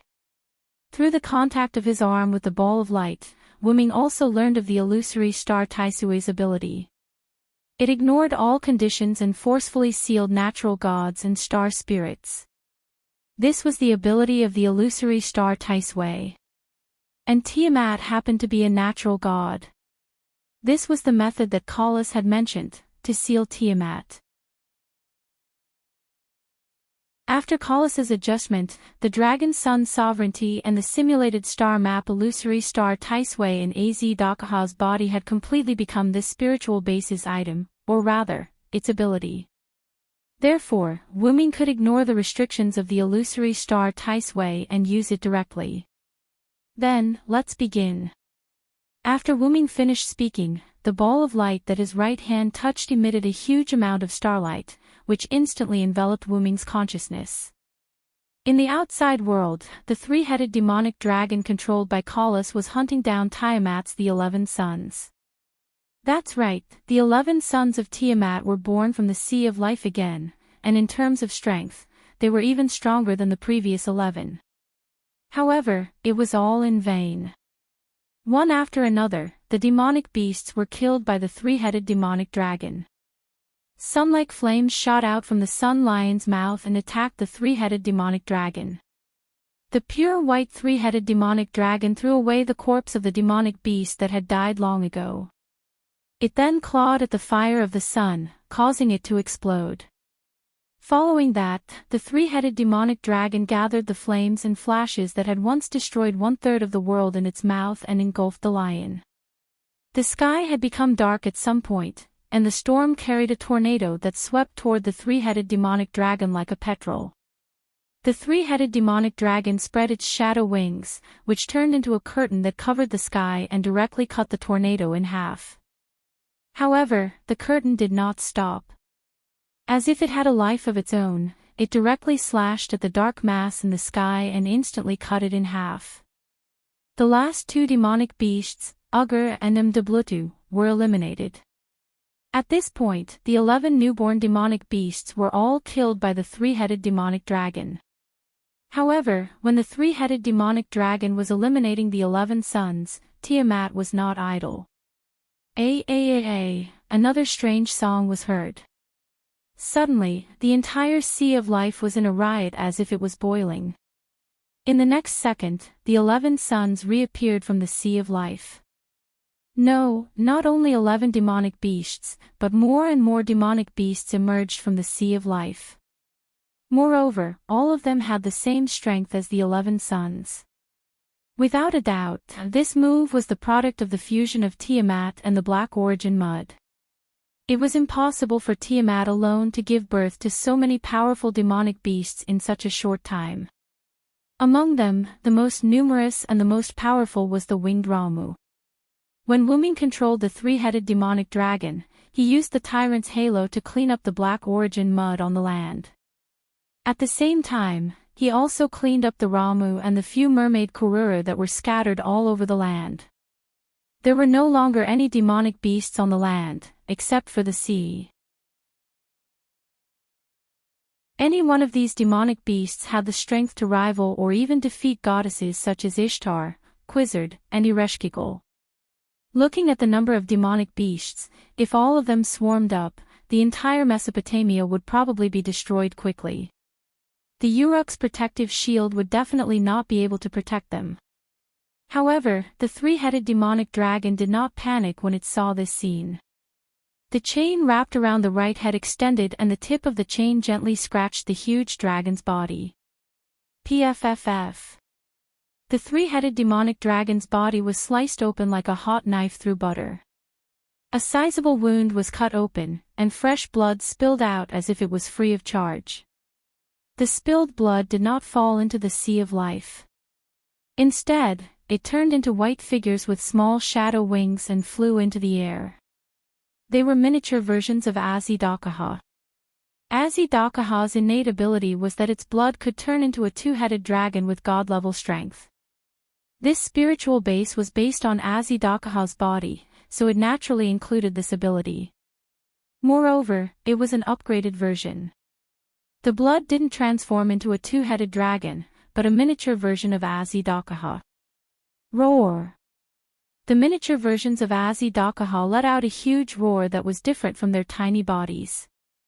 They rushed towards the demonic beasts that were several times or even dozens of times larger than them. The huge demonic beasts that emerged from Tiamat's Sea of Life also met the miniature versions of Azidakaha. At this moment, the head in the middle of the three-headed demonic dragon seemed to come back to its senses and became energetic.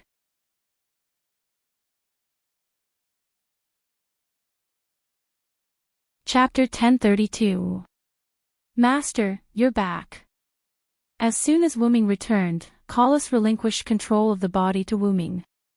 I've come into contact with the illusory star Taisue's ability, and I can activate it at any time. As Wuming spoke, he observed the current battlefield and couldn't help but frown. The reason was naturally because of the current situation. Firstly, the number of magical beasts that Tiamat gave birth to shocked Wuming. Secondly, the three-headed dragon army couldn't defeat the magical beast army and was now retreating. As the number of winged Ramu was the highest, both sides were basically fighting in the air, and only a small number of them were fighting on the sea. Whether it was on the sea or in the sky, the three-headed dragon army was retreating. It couldn't be helped. In terms of individual strength, the magical beasts that Tiamat gave birth to were much stronger than the three-headed dragon formed from the three-headed dragon's blood. Even if these three-headed dragons could continue to divide their blood, each individual that was split was weaker than its superior individual. This was the main reason for the phenomenon of them retreating. Wuming immediately had the thought of, I can't delay any longer.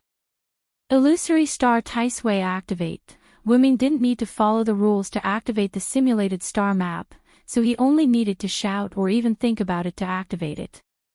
The majestic voice from the three-headed dragon's body was transmitted to the void. All the three-headed dragons and magical beasts that were fighting to the death, including Tiamat, were stunned. The former was due to the deterrence of Wuming's voice, while the latter was purely due to fear. In the next second, a cluster of light that emitted a cosmic starlight emerged from the three-headed dragon's body. The petite size of the cluster of light created a sense of contrast with the three-headed dragon's huge body. However, the threat that the cluster of light brought to Tiamat was far greater than that of the three-headed dragon. A sound wave that was more powerful than before materialized and attacked the three-headed dragon. The three-headed dragon army and magical beast army that were in the path of the sound wave attack were all shattered into powder by the sound wave. Faced with Tiamat's move that was different from the past, Wuming became serious. The three-headed demon dragon opened its mouth, and a beam of light belonging to the tyrant's halo enveloped the incoming sound wave, instantly extinguishing the sound wave's follow-up attack. It was a flash of starlight, shot out from Tiamat's eyes of the stars, hidden behind the sound wave. It seemed that Tiamat was also anxious. Wuming didn't waste any more time and had Su Xing Tai Sui take action. You are no longer needed here, primordial goddess of creation. Leave this world that no longer belongs to you. In front of Wuming, Void Star Taisui's sphere of light fell into the sea of life, and Tiamat's enormous body stopped moving. Tiamat seemed to let out a final cry. In the next second, Tiamat's huge body turned into black mud and merged into the sea. The magical beasts that were born in the Sea of Life were also turned into black mud and fell into the sea. The dark clouds in the sky had already dispersed, and the sun had completely sunk into the west. Night had fallen. In the central region of Mesopotamia, in the fortress city of Uruk, it was nighttime. At this moment, a circle of light surrounded the Uruk. The Uruk city was also brightly lit. People were celebrating. In order to celebrate the end of the world, Gilgamesh ordered the soldiers to set up a venue in the Uruk city and even outside the Uruk city for people to dance, eat, and thank the gods. The reason why the venue was set up outside the Uruk city was because the Uruk city was not enough to accommodate everyone's celebration. After all the humans in the Mesopotamia region were gathered in the Uruk city at this time. In the current season, the night was not cold. In addition, the outside of the Uruk had been purified by the sea of black mud. The magical beasts had completely disappeared, and there was no need to worry about being attacked. In the Divine Tower, Gadotsi and the others gathered together to enjoy the fruits of victory after the end of the world. However, because the outside of the Uruk had been affected by the sea of black mud, there were very few pastures and farms, and there was a shortage of food. Only a few pastures and farms in the north of the Uruk were still intact. However, this did not change the fact that there was a shortage of resources. Therefore, Gadotsi and the others, as well as the Uruk people outside the Divine Tower, did not have much food to enjoy. The pastures and farms had to be reserved for grain, cattle, and sheep in order to prepare for the future life of the humans in Mesopotamia. Therefore, the people were just immersed in the atmosphere of surviving the disaster. At most, they would dance and eat very little. Of course, this included Gadotsi and the others. In the center of a large room in the Divine Tower, a large dining table was placed there. Gadotsi and the others sat around the table and tasted good wine. Although there was not much food, Gilgamesh could still provide drinks for Gadotsi and the others to drink freely. Of course, Gadotsi, Matthew, Mayu, and Anna were drinking drinks and not wine. The leopard man and Funbaba were playing in an open space at the side. Enkidu, who was worried about Funbaba, was paying attention to Funbaba while having a conversation with Gilgamesh that he had not had for many years.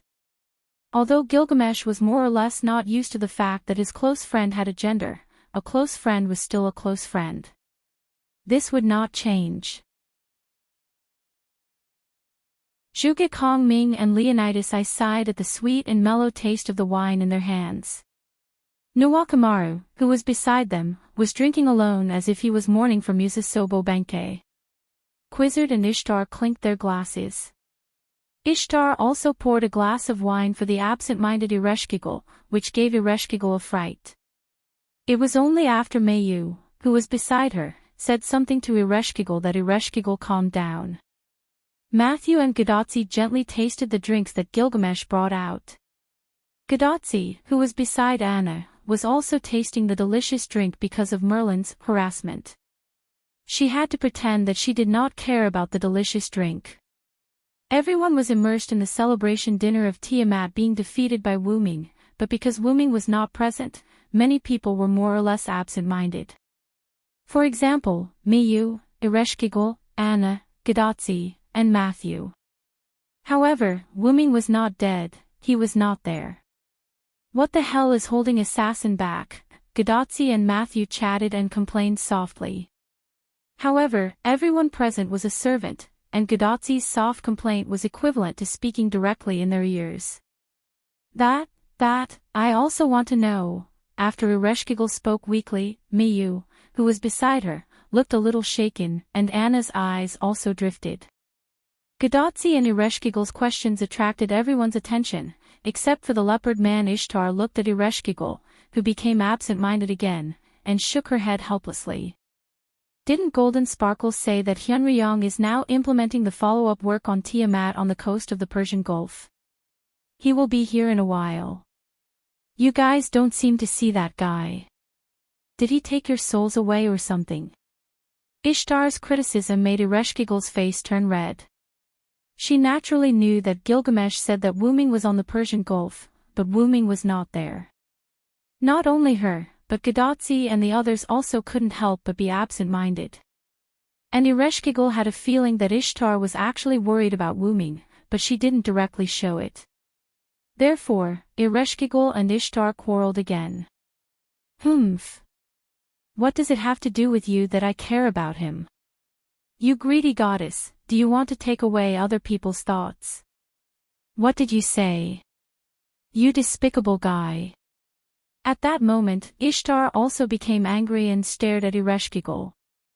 Seeing this, Gadotsi no longer expected to get any information from the sisters, and then turned to look at Enkidu.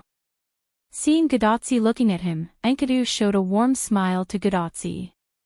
Don't worry, Sir Wuming is indeed dealing with some aftermath matters. He will be back soon.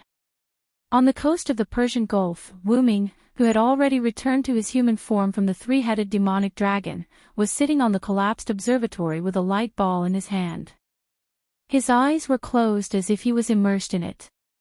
The dragon horn headdress on his head was dutifully guarding Wuming.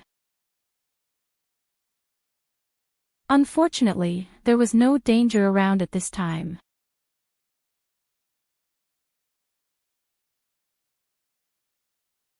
Chapter 1033.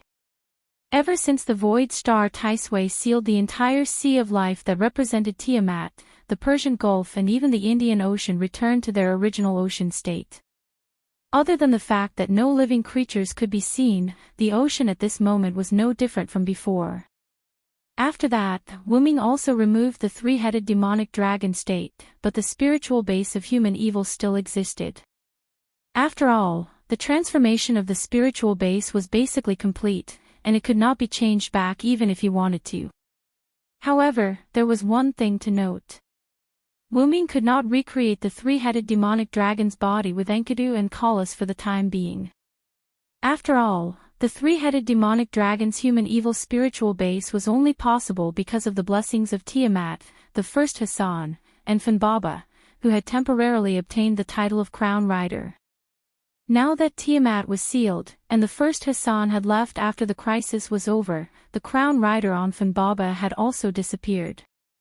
Naturally, the three-headed demonic dragon's form could not be maintained. In other words, it was already a miracle that Wuming could still exist with this spiritual base at this moment. Now that the connection had collapsed, it should have been forced to leave this world.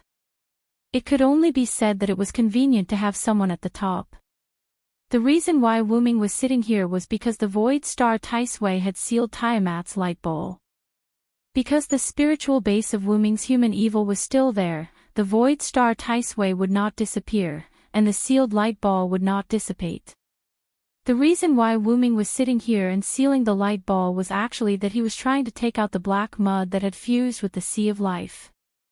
After all, the existence that had fused with the black mud would naturally be hostile to Wuming, and Wuming could not sit idly by and do nothing about the black mud. In addition, the foundation of human evil was the love for other humans. No matter what, Wuming still had sympathy for Tiamat. Especially after Wuming studied the light ball and came into contact with Tiamat's will for a while. It really makes people sigh. Wuming opened his eyes and let out a long sigh. He had no way of completely removing the black soil from Tiamat's sea of life. This could only be done after he returned to the Great Origin. During this time, Wuming felt Tiamat's thoughts. I miss the children. I want to come into contact with the children. I want the children to return to my arms, but I'm afraid of bringing harm to the children. This was Tiamat's extremely simple thinking. Wuming could use his origin power to kill Tiamat the same way he had killed Az-Dakaha, but Wuming couldn't bring himself to do it. Az-Dakaha's evil was because he wanted justice to stand on his corpse, while Tiamat's evil was simply a mother's instinct to care for her child who had abandoned her, as well as the world that did not need her. And this mother was also afraid that she would harm her child. Otherwise, she would not have placed a self-seal on herself. Tiamat had only been chosen to become a bug in the human system. This bug had to be fixed in order for the system, called humans, to continue. And this bug had been created by using the love for humans. Fixing the false love that had been forced to become was a little cruel in Wuming's eyes. Az-Dakaha had already died at Wuming's hands. Wuming did not want another existence similar to Az-Dakaha to follow in his footsteps. However, it was obviously impossible to let Tiamat go just like that. Fortunately, I have the illusory star Tice Way. If not for this, I'm afraid it would have reached a point where only one of us could live. Ignoring all conditions to seal a natural god, although the target audience was small, the effect was unexpectedly powerful. If not for this, it was hard to say who would die in the end. Wuming felt a headache at the thought of so many powerful magical beasts that had been born from the Sea of Life. And fortunately, those magical beasts were formed from the black soil in the Sea of Life. They were also a part of Tiamat. Otherwise, Wuming would not have a good way to deal with so many magical beasts at once. And if the time was delayed, who knew how many magical beasts Tiamat could give birth to? The Sea of Life was so big, and Tiamat had the support of the black soil. Who knew what would happen in the end? Therefore, this was why Wuming believed that the outcome was still uncertain. In any case, let's bring Tiamat back to the root of life first. Once they returned to the root of life, there would definitely be a way. After all, the root of life was the source of miracles, and Wuming was a god inside. Wuming shook his head and rested for a while. After relieving his fatigue, he merged the ball of light into his body and stood up. Wuming looked at the position of the stars in the sky and estimated the time. At this time, Tachika and the others probably haven't finished their banquet.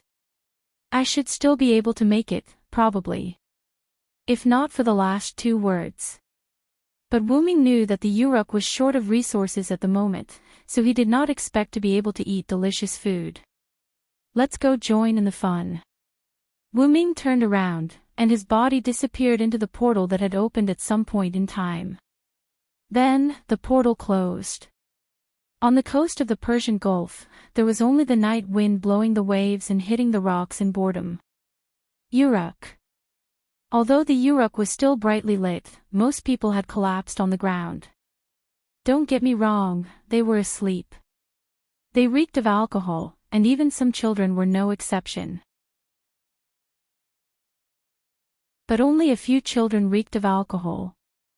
This was the scene that Wuming sensed when he walked out of the portal that appeared in the sky. Gil really put in a lot of effort this time. I'm afraid the Uruk has run out of alcohol.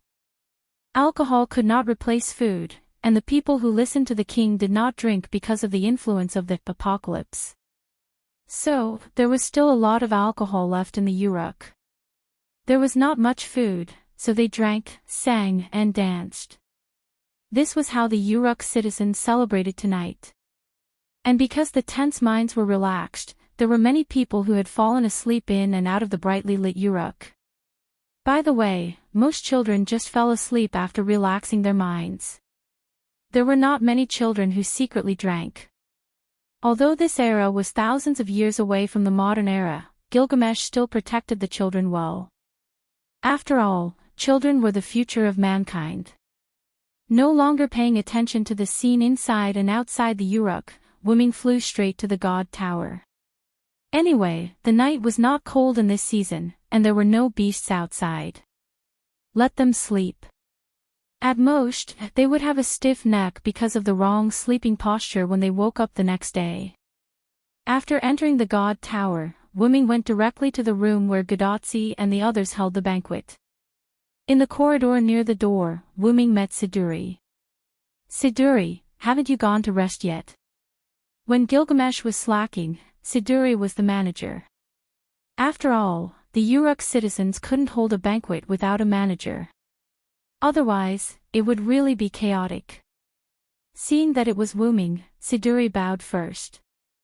"I'm not tired, Master Hyunryong. Have you finished your work?" As an insider, Siduri naturally knew from Gilgamesh and Enkidu that Wuming had something to do in the Persian Gulf and hadn't returned yet.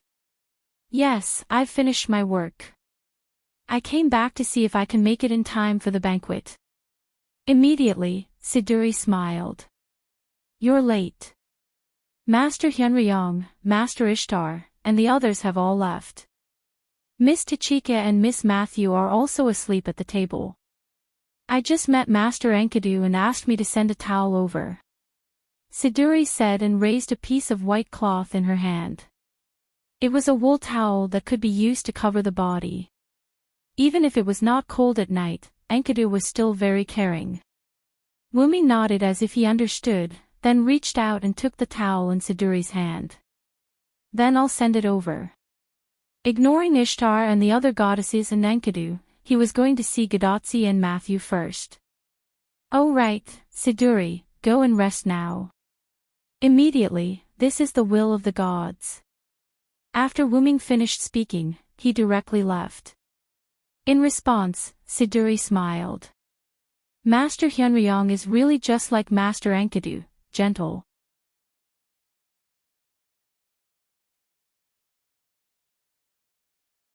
Chapter 1034. Wuming had seen how hard Siduri had worked during this period of time. She was not much more relaxed than Gilgamesh. At this time, how could Wuming allow Siduri to continue working? However, with Siduri's character, it was certainly impossible for her to rest by herself, so Wuming could only order her. He walked quietly into the room where Gadotsi and others were gathered. At this moment, the room was exuding the aroma of good wine. There was no doubt that this was Gilgamesh's collection of good wine.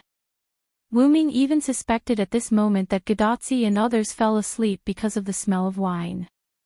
As soon as he entered the room, Wuming saw Gadotsi and Matthew sleeping soundly on the table.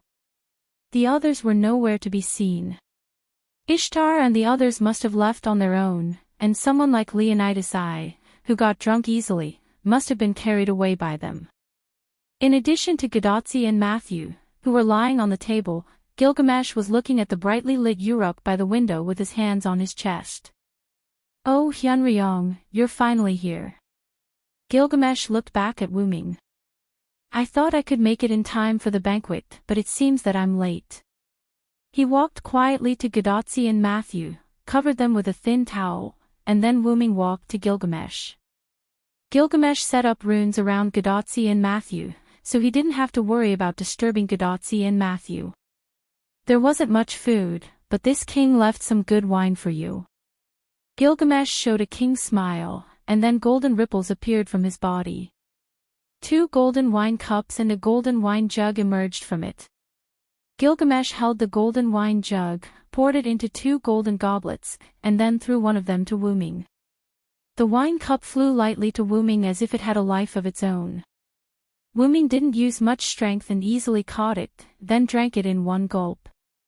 "Although this wine is delicious, it's not to my taste." Wuming threw the empty wine cup away, and the golden wine cup turned into golden particles and dissipated. "This king is the same." Gilgamesh also drank it without caring about his image, and like Wuming, he threw the golden wine cup and golden wine jug aside, letting them turn into golden particles and return to the king's treasure. No matter how sweet the wine created by the gods is, it is still an existence that this king and humanity must abandon. This was the reason why it was not to his taste. Without responding to Gilgamesh's words, Wuming walked to Gilgamesh's side. With his back facing Gilgamesh, Wuming stood in front of the window and looked at the starry sky. "The Uruk people survived, and you are still alive. The Sumer dynasty can continue, and human civilization can continue." When Wuming took away Tiamat, who was sealed in the illusory star Tisway, this singularity would also be repaired and returned to the right track. What Wu Ming meant was that it was time for him to leave. After all, his purpose was to help Gadotsi and Matthew repair the singularity, and to make up for Wu Ming's regret of leaving Mesopotamia. Whether it was the Gilgamesh of that world, or Wu Ming, who took care of Gilgamesh's childhood, was already half a father to Gilgamesh. I know you won't forget what happened here, and I also know you know very well that the Gilgamesh I am familiar with is the queen. Although because of the suppression force, Uruk Hyunryong existed in every parallel world, and there was a story between Gilgamesh and Hyunryong, it was impossible for Gilgamesh not to notice this. After all, the stories created by different genders could not be exactly the same. This was for sure. Of course. Gilgamesh, who turned around, nodded without hesitation. After all, the Hyunryong this king is familiar with can be said to be a woman. You can't be the one this king is familiar with. Wu Ming was shocked. It must be the doing of the two suppression forces. Did it have to be so exciting? Ha ha ha ha, this king is joking. It's so nice to see your face. Gilgamesh patted Hyunryong's shoulder as if his scheme succeeded, and he laughed very happily. However, not long after, Gilgamesh stopped laughing. But this king is really happy to see you. After patting Wu Ming's shoulder again, Gilgamesh left the room. At this moment, only Wu Ming, who was looking at the night sky, and the sleeping Gadotsi and Matthew were left in the room. Me too, Gil. As for what Gilgamesh said about Hyunryong in this parallel world being a woman, it was unknown whether Gilgamesh was joking or not. Early the next morning, Gadotsi woke up groggily and found herself lying on the bed in her and Matthew's room in the Chaldean embassy, and Matthew was lying next to her. Hey! Hey hey hey! As if she thought of something terrible, Gadotsi's face turned red, and she screamed in horror. What happened, Senior? Matthew had a conditioned reflex because of Gadotsi's scream. He suddenly woke up from his sleep and sat up. No, nothing, I just woke up and had a nightmare. Gadotsi was silently relieved. After all, she found that the clothes she was wearing did not change. It seemed that someone sent her and Matthew back here and put them directly on the bed. Suddenly, a voice came from the corner. Are you awake, Tachika, Matthew? Gadotsi and Matthew looked and found that it was Wu Ming. Assassin. Did you send me and Matthew back? Gadotsi guessed. Wu Ming, who was sitting cross-legged in the corner, nodded. Seeing that you were sleeping soundly, I didn't wake you up. Instead, I sent you back here. Wu Ming pointed to the bed where Gadotsi and Matthew were, and then pointed to the corner where he was, and then continued to speak. I didn't know where to go, so I just stayed. But don't worry, I didn't stare at your sleeping faces the whole night. Wu Ming smiled. However, the more Wu Ming said this, the more embarrassed Gadotsi and Matthew felt. Then. I'll go down first. Gadotsi immediately got up from the bed and walked out of the room. Senior Villo, I'm a little worried about you. I'll go downstairs and take a look. Then Matthew also left with a blushing face. In this regard, Wu Ming smiled. Gadotsi and Matthew were really quite cute. By the way, last night, Wu Ming did not stay because he had nowhere to go, nor did he stay to see Gadotsi and Matthew's sleeping faces. The reason why Wu Ming stayed in Gadotsi and Matthew's room was because Roman contacted Wu Ming through Gadotsi's bracelet last night.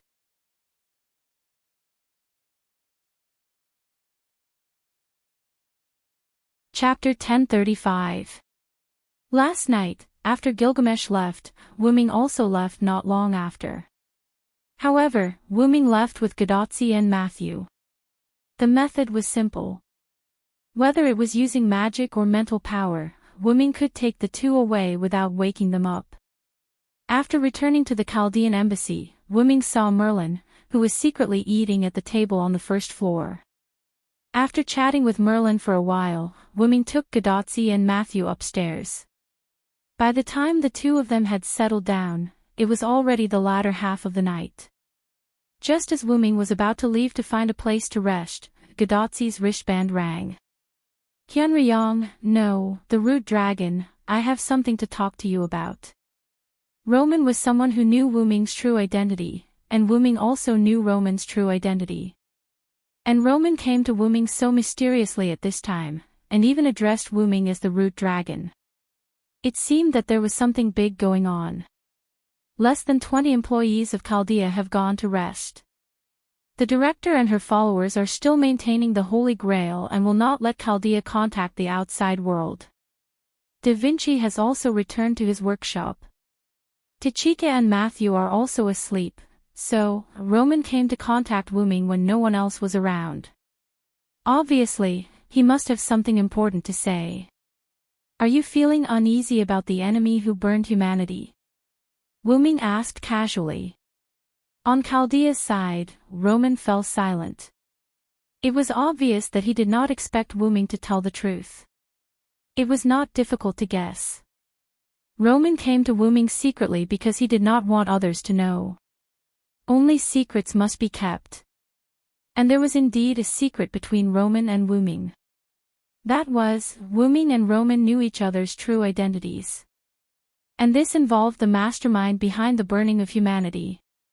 After all, Gydia and Roman were inextricably linked. So, Roman came to Wooming because of Gydia. No, to Roman, it was because of the mastermind behind the scenes, the fake Solomon. After all, Wooming did not tell Roman that the fake Solomon was the tactic Gydia created by Solomon. I don't know why, but I keep feeling uneasy. I know you know the enemy's situation very well. Can you tell me? Roman did not know the details of the enemy. Wooming did not tell him, and he only saw a hint of danger before he gave up his power. However, I refuse. Wooming refused without thinking. Wait a minute, why? Even Roman could hear Wooming's perfunctory tone. The reason is simple. Wooming found a stool and sat on the bed where Gadotzi and Matthew were. He chatted with Gadotzi's wristband. Although it was a little strange to chat with someone who was sleeping soundly. Anyway, there was magic on Gadotzi and Matthew. He did not have to worry about waking up Gadotzi and Matthew. You're now a human, Roman Acheron. You're no longer any powerful existence. You don't have the ability to save everything. You've been like this since you became a human.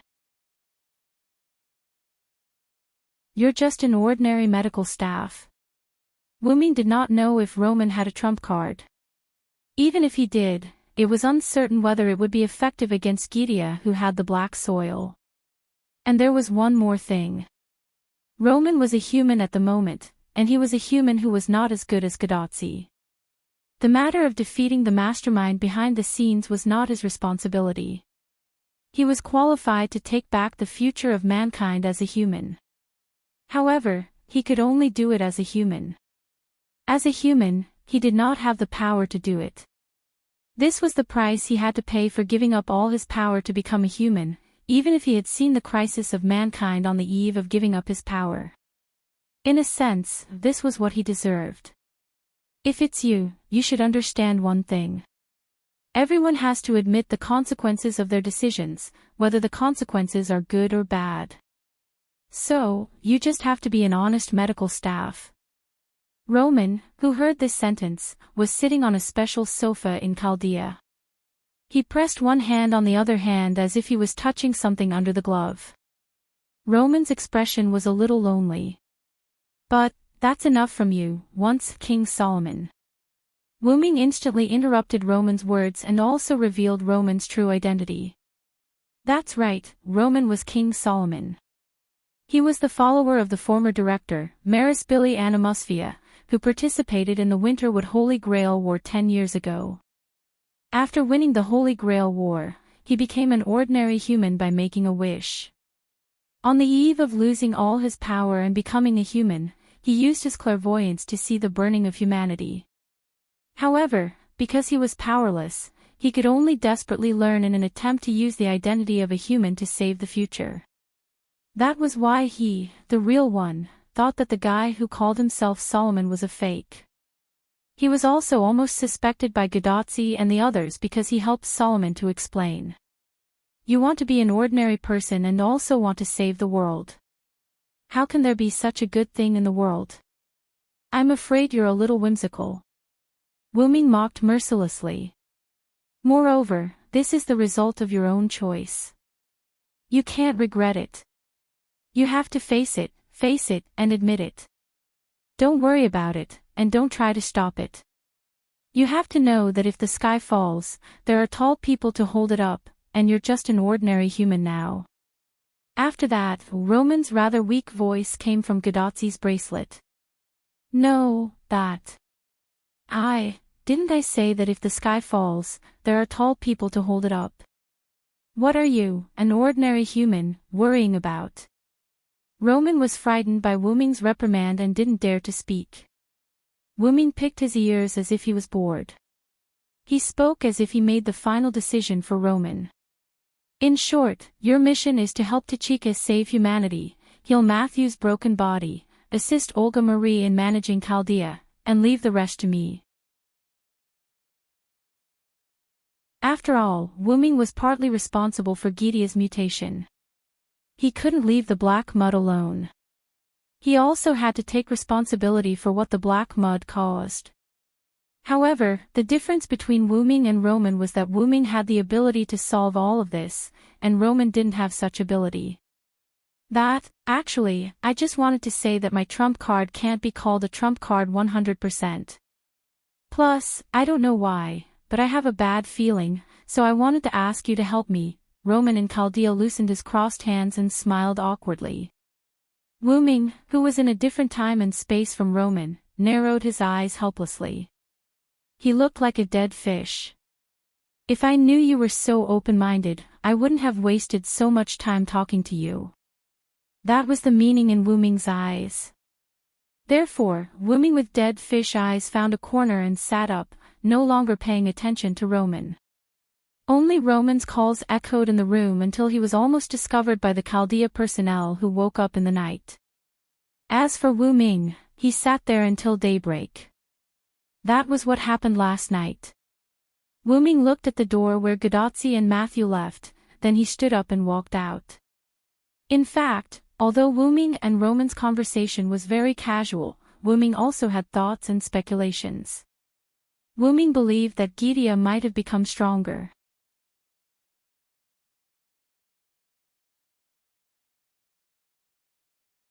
Chapter 1036. Roman didn't know that the so-called mastermind behind the scenes was actually Gaia, the magic technique he had developed himself. However, the guy who claimed to be Solomon, who appeared at the London Singularity, was indeed himself. Therefore, in Roman's opinion, the enemy was likely to simply control his corpse and impersonate Solomon. Therefore, no matter how powerful Roman's trump card was, it could only target his controlled corpse and could not eliminate the mastermind behind the scenes. Therefore, Roman did not have much confidence in using his hidden means as a trump card. Under such circumstances, Roman even felt uneasy. This meant that his hidden means were probably useless, which was why he came to Wuming. Wuming had always believed in intuition, so he also had a certain degree of trust in the intuition of others. What did Roman's worry mean? Roman did not know who the enemy was, but Wuming knew very well. This meant that Gidea was likely to have gotten rid of the restrictions of Roman's hidden means, and there was no doubt that Gidea had become stronger. Although Wuming was not afraid of Gidea, this information was indispensable to Wuming.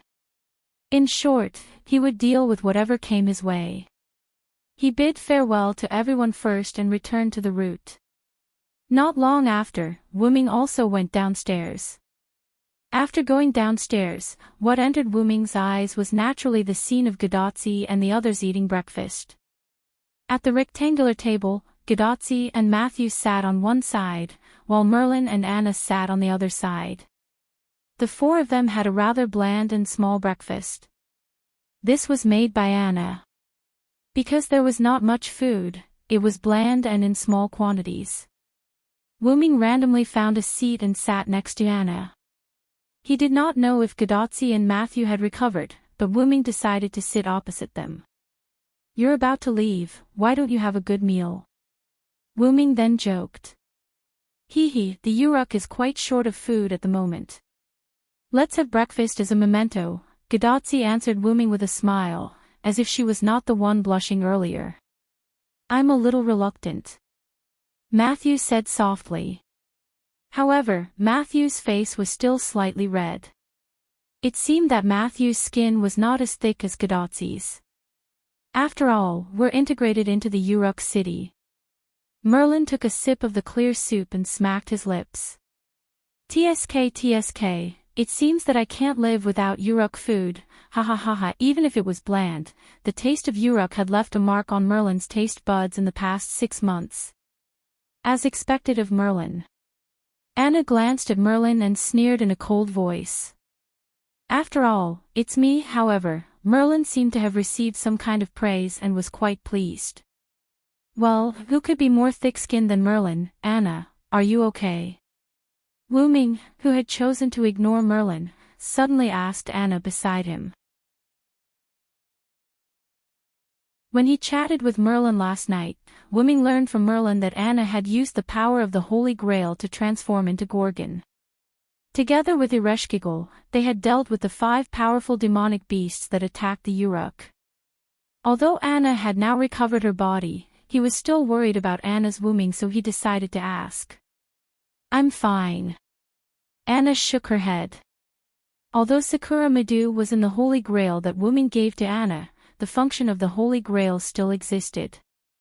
Using the power of the Holy Grail to transform into Gorgon and then using the power of the Holy Grail to recover, it would not affect Anna, nor would it cause any harm to Sakura Madu and the Holy Grail. Anna put down the bowl and then took out a golden crystal from her arms. "I'll give this back to you." After Anna used the Holy Grail, it became like this, but Sakura Madu was still inside. "I'm a servant, I can't bring her back." That was the reason why Anna returned the Holy Grail to Wuming.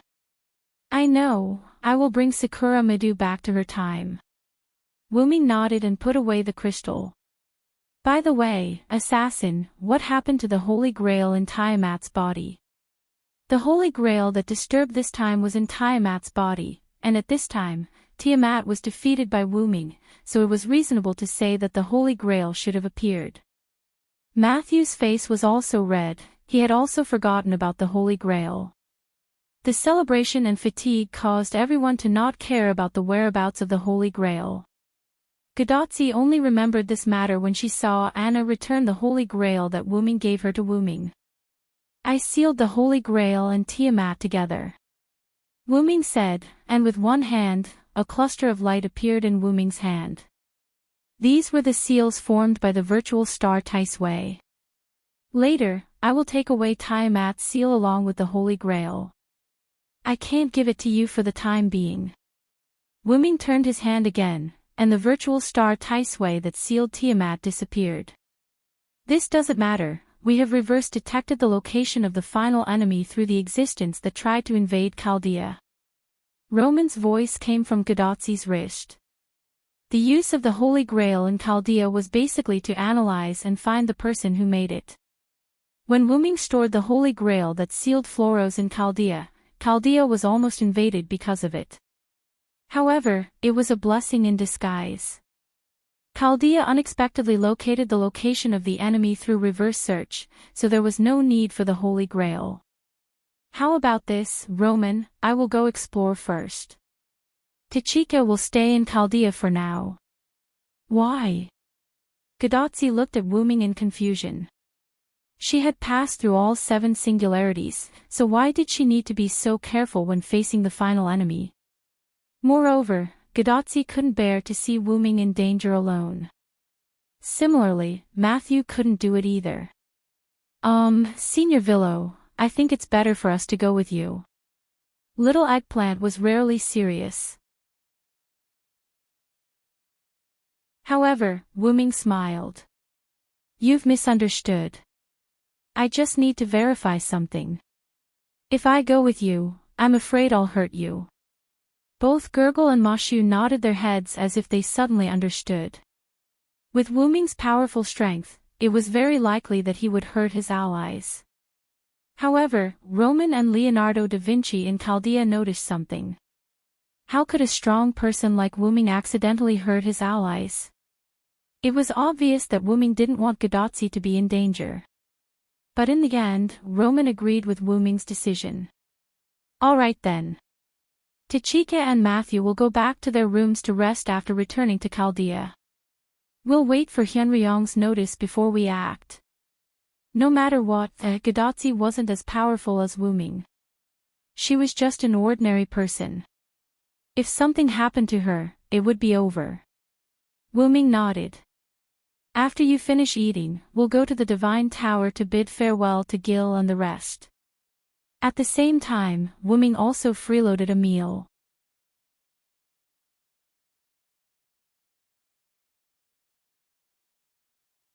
Chapter 1037. At the bottom of the tower, Wu Ming, Gadotsi, Matthew, Merlin, Anna, Meiyu, and Ereshkigal came together. The reason why Meiyu and Ereshkigal came with Wu Ming and the others was that when everyone was in the middle of breakfast, Meiyu came to the Chaldean embassy with an embarrassed look on her face. Meiyu just came to Wu Ming, and the reason why she took Ereshkigal with her was to repay Ereshkigal for staying the night last night. She took Ereshkigal shopping with her. That's right, Wu Ming came back late last night, and when everyone finished the banquet, Meiyu left with Ereshkigal. After knowing that Meiyu was Wu Ming's sister, Ereshkigal was quite serious about building a small house for Meiyu in the underworld. By the way, because Meiyu was a servant at the moment, the underworld would not cause any harm to Meiyu. Last night, Meiyu and Ereshkigal slept in the underworld. At the bottom of the tower, the soldiers who went to report to Gilgamesh returned and invited everyone to enter the tower. Wu Ming and Meiyu walked in the end because Wu Ming and Meiyu whispered to each other. Meiyu, I didn't take good care of you. How did you sleep last night? Wu Ming held Meiyu's hand with an apologetic look on his face. First, he tried to remove the black mud that fused with Tiamat. After that, he talked to Gilgamesh and sent Gadotsi and Matthew back to the Chaldean embassy.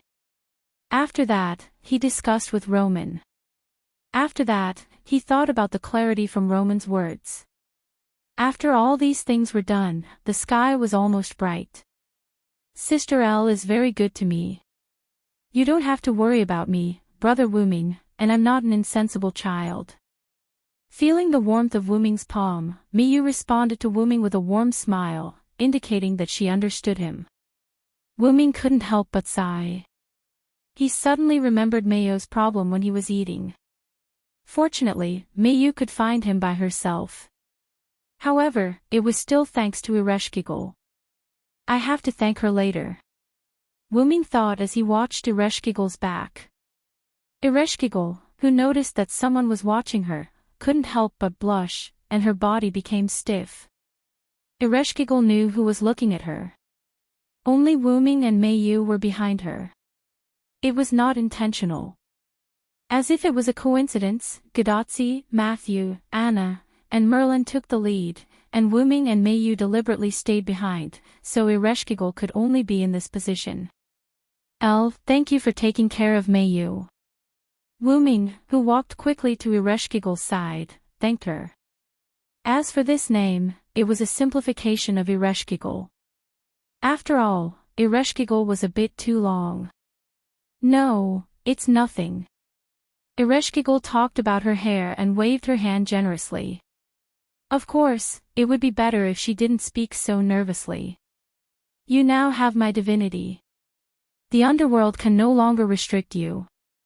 For the next period of time, you can live well on this land. This was both Wu Ming's gratitude to Ereshkigal and Wu Ming's sympathy for Ereshkigal's past. Yes, you are leaving soon. Ereshkigal, who was originally nervous, suddenly became lonely. This was the tragedy brought about by time travel.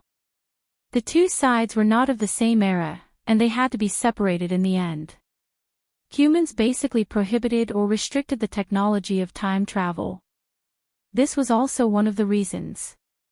Ereshkigal sped up and distanced herself from Wuming and Meiyu. Brother Wuming, can't we meet Sister Elle again? At this moment, Meiyu also seemed a little unhappy. Children were very emotional, especially little girls. Although Meiyu had experienced life and death, it did not mean that she had adapted to it. On the contrary, Meiyu was more sensitive to such things.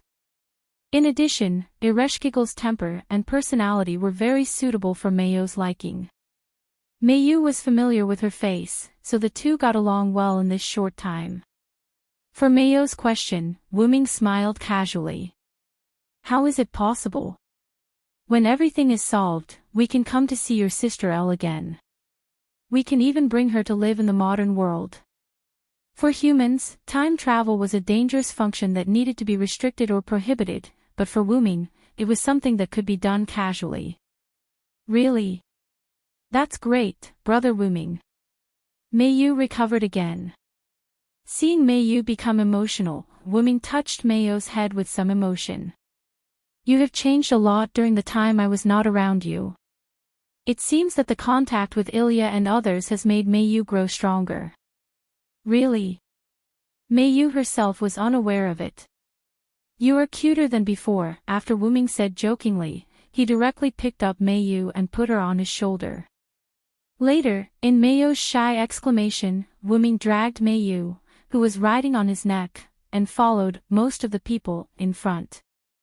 God's Tower, between the thrones, where Gilgamesh dealt with government affairs.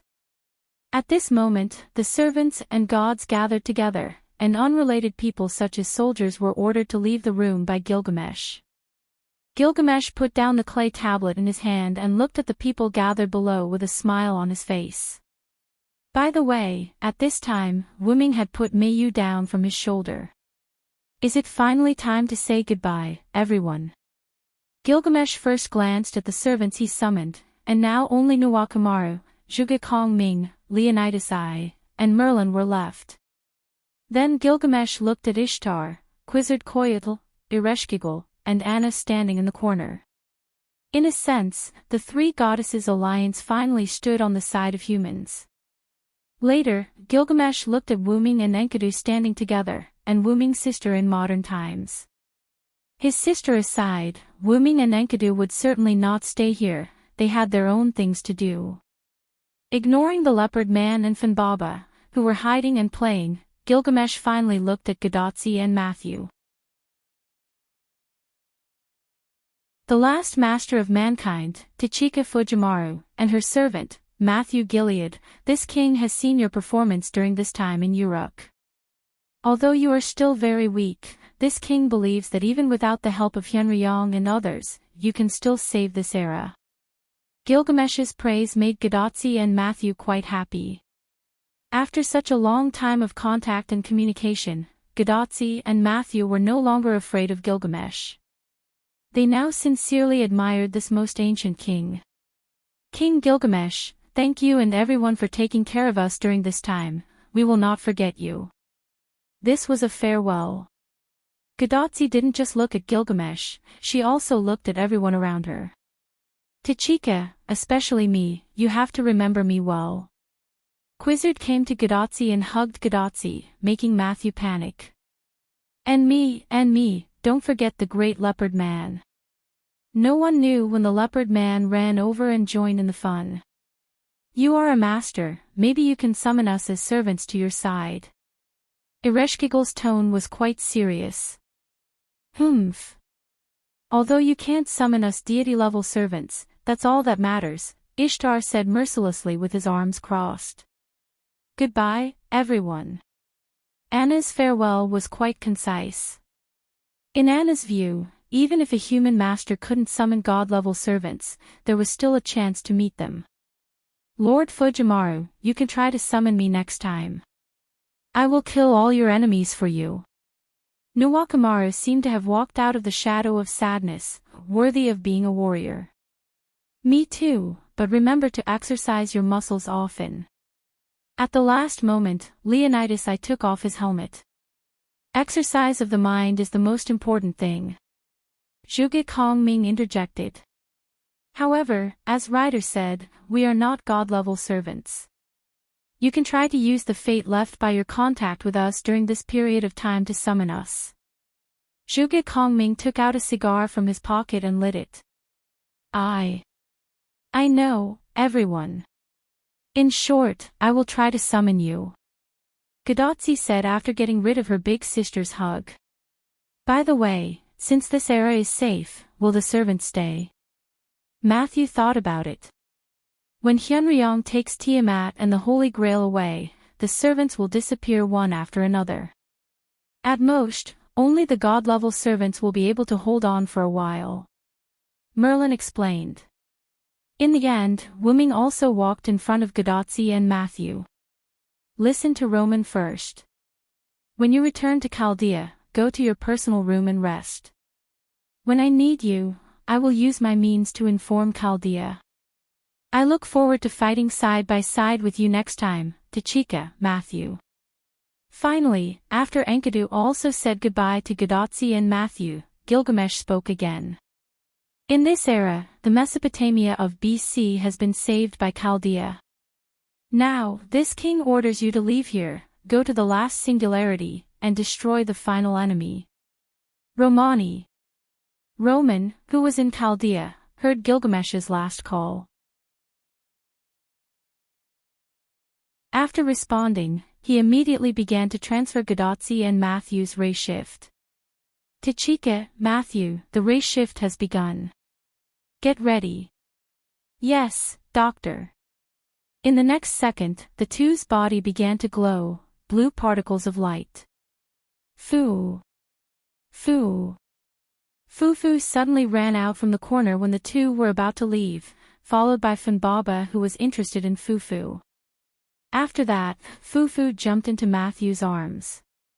Fufu. Matthew almost forgot about Fufu. Where did Fufu go? Gadotzi lamented Fufu's powerful hide-and-seek ability. Everyone, goodbye.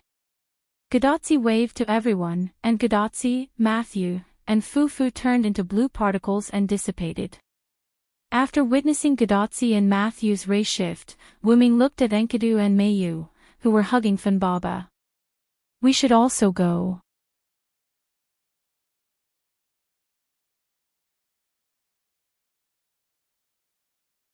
Chapter 1038. Inside the origin that looked like a starry sky, on the platform formed in the center, the huge and magnificent white origin dragon opened its eyes and woke up from its slumber. The first thing it did when it woke up from its slumber was to open a virtual screen in the void. The scene on it was an elementary school in a certain world. Wuming, who was in the origin, had the ability to see what was happening in a certain world. Sui Kun Original Academy Elementary School, where Mayu and Ilya went to school. Before Wuming left, he brought Mayu, Ilya, and the others back to Ilya's world.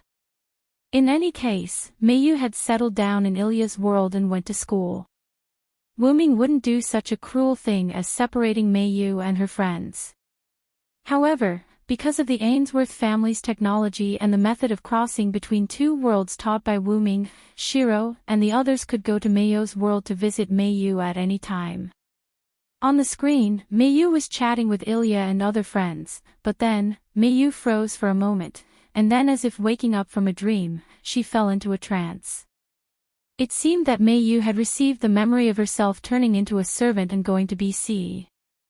Although it didn't matter if she couldn't receive it, Mayu's servant body was also Mayu. Wuming didn't want anything to happen to Mayu's clone. The heroic spirits in the Valhalla couldn't accept all the memories of the clone, but Mayu wasn't a heroic spirit, so she could definitely receive those memories. Only when Mayu's main body received the memories and information of the clone could it prove that the clone had returned safely. Now it seemed that Mayu had indeed received it, and Wuming was relieved. Mayu's trance scared Ilya. Seeing Ilya nervously wanting to pull Mayu to the infirmary, Wuming couldn't help but laugh. Ilya is still so rash. But to Wuming's surprise, he saw an equally nervous Erika on the screen. It was very likely that Julian had used the Ainsworth family's technology to send Erica to this world and arranged for her to attend school with Mayu and Ilya. In this regard, Wuming wasn't worried at all. Julian was probably just thinking about his sister and wanted Erica to experience the life of a normal person. Julian was like an elder brother now. With a thought, the virtual screen disappeared. After all, Wuming only wanted to check on Mayu's condition and nothing else. Next, it's Tiamat, Wuming said. With a thought, a ball of light exuding the light of the universe appeared in front of Wuming. This was the illusory star Taisui that sealed Tiamat. Let's begin. As if God had said, "Let there be light," the illusory star Taisui was unsealed under the command of God of the origin. Countless black mud rushed out and fell into the origin. In the next second, the entire space of the origin seemed to have come alive and eliminated the black mud at the root. The black mud, which was originally like a river bursting out of a dam, shrank again and quickly disappeared. In the end, only a little bit was left. This was Tiamat's black mud, her sea of life. The black mud that existed in it had all been treated as a virus by the origin and cleaned up by the origin. Immediately afterward, Wuming's huge dragon claw gently tapped the sea of life, and a figure immediately separated from the sea of life. It was the spiritual base of a servant. It was Musasobo Benkei.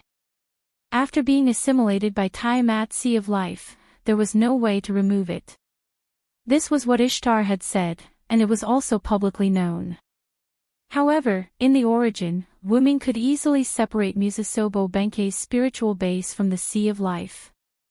Wuming's dragon claw gently tapped Musasobo Benkei's spiritual base, and a ripple appeared behind Musasobo Benkei, enveloping Musasobo Benkei. The ripple then disappeared.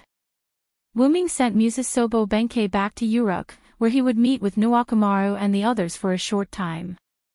Then, because of the disappearance of the Holy Grail, they would dissipate together and return to the Martyr's Palace. Musasobo Benkei's matter was taken care of. Then, there was Tiamat's problem. Wuming lowered his red eyes and looked at the pink and somewhat cute starry eyes. In the end, the Sea of Life turned into Tiamat, but in human form. Tiamat in human form was no different from a normal woman. In fact, her face and figure could even be considered to be of the highest quality in human aesthetics. At this moment, Tiamat in human form was like a human girl. She sat on the ground like a duck with her legs pressed together as much as possible and looked up at Wuming. She had a petite body and 2 arms and 2 legs, but she was almost naked. Only some scales and animal skin covered certain parts of Tiamat's body. There was a pair of huge twisted horns on her head, which were almost identical to the horns on Tiamat's head in dragon form. In human form, Tiamat's mouth didn't split open all the way to the back of her head, but her teeth were also serrated. The only thing that satisfied Wuming was her starry eyes. It couldn't be helped. Those starry eyes, together with Tiamat's current appearance, were simply too cute. I really don't know how those gods were able to do it back then. Wuming couldn't help but ridicule. Then, Wuming's huge dragon body changed, and Wuming's dragon body turned into human form. After all, Tiamat was very petite at this moment, and it wasn't easy to talk with her huge body. After landing on the platform, Wuming walked in front of Tiamat. Looking at Tiamat, who stared at him motionlessly, Wuming didn't know what to say. He simply sat down facing Tiamat, crossed his arms, and thought silently. If he sent her back, as a human evil, she would definitely be destroyed in the end. Wuming definitely wouldn't do that.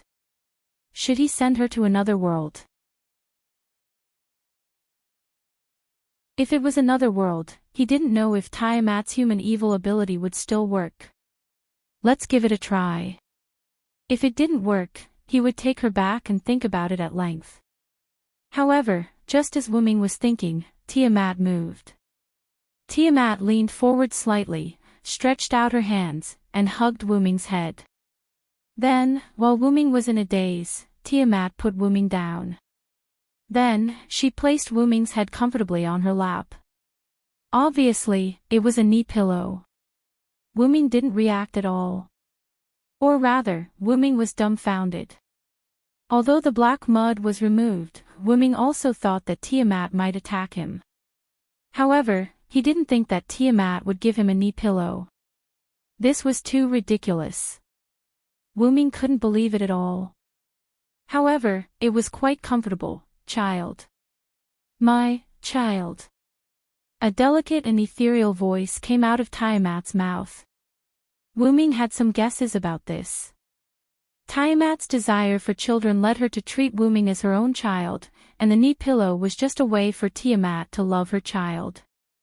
However, the one she should love wasn't herself. She should love someone else. Xiaowen, come out for a second.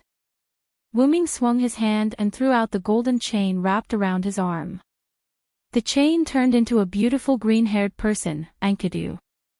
Lord Hyunryong, do you want me to replace you? Enkidu smiled bitterly. She wasn't stupid, and she had been watching from the side. How could she not understand Wuming's meaning?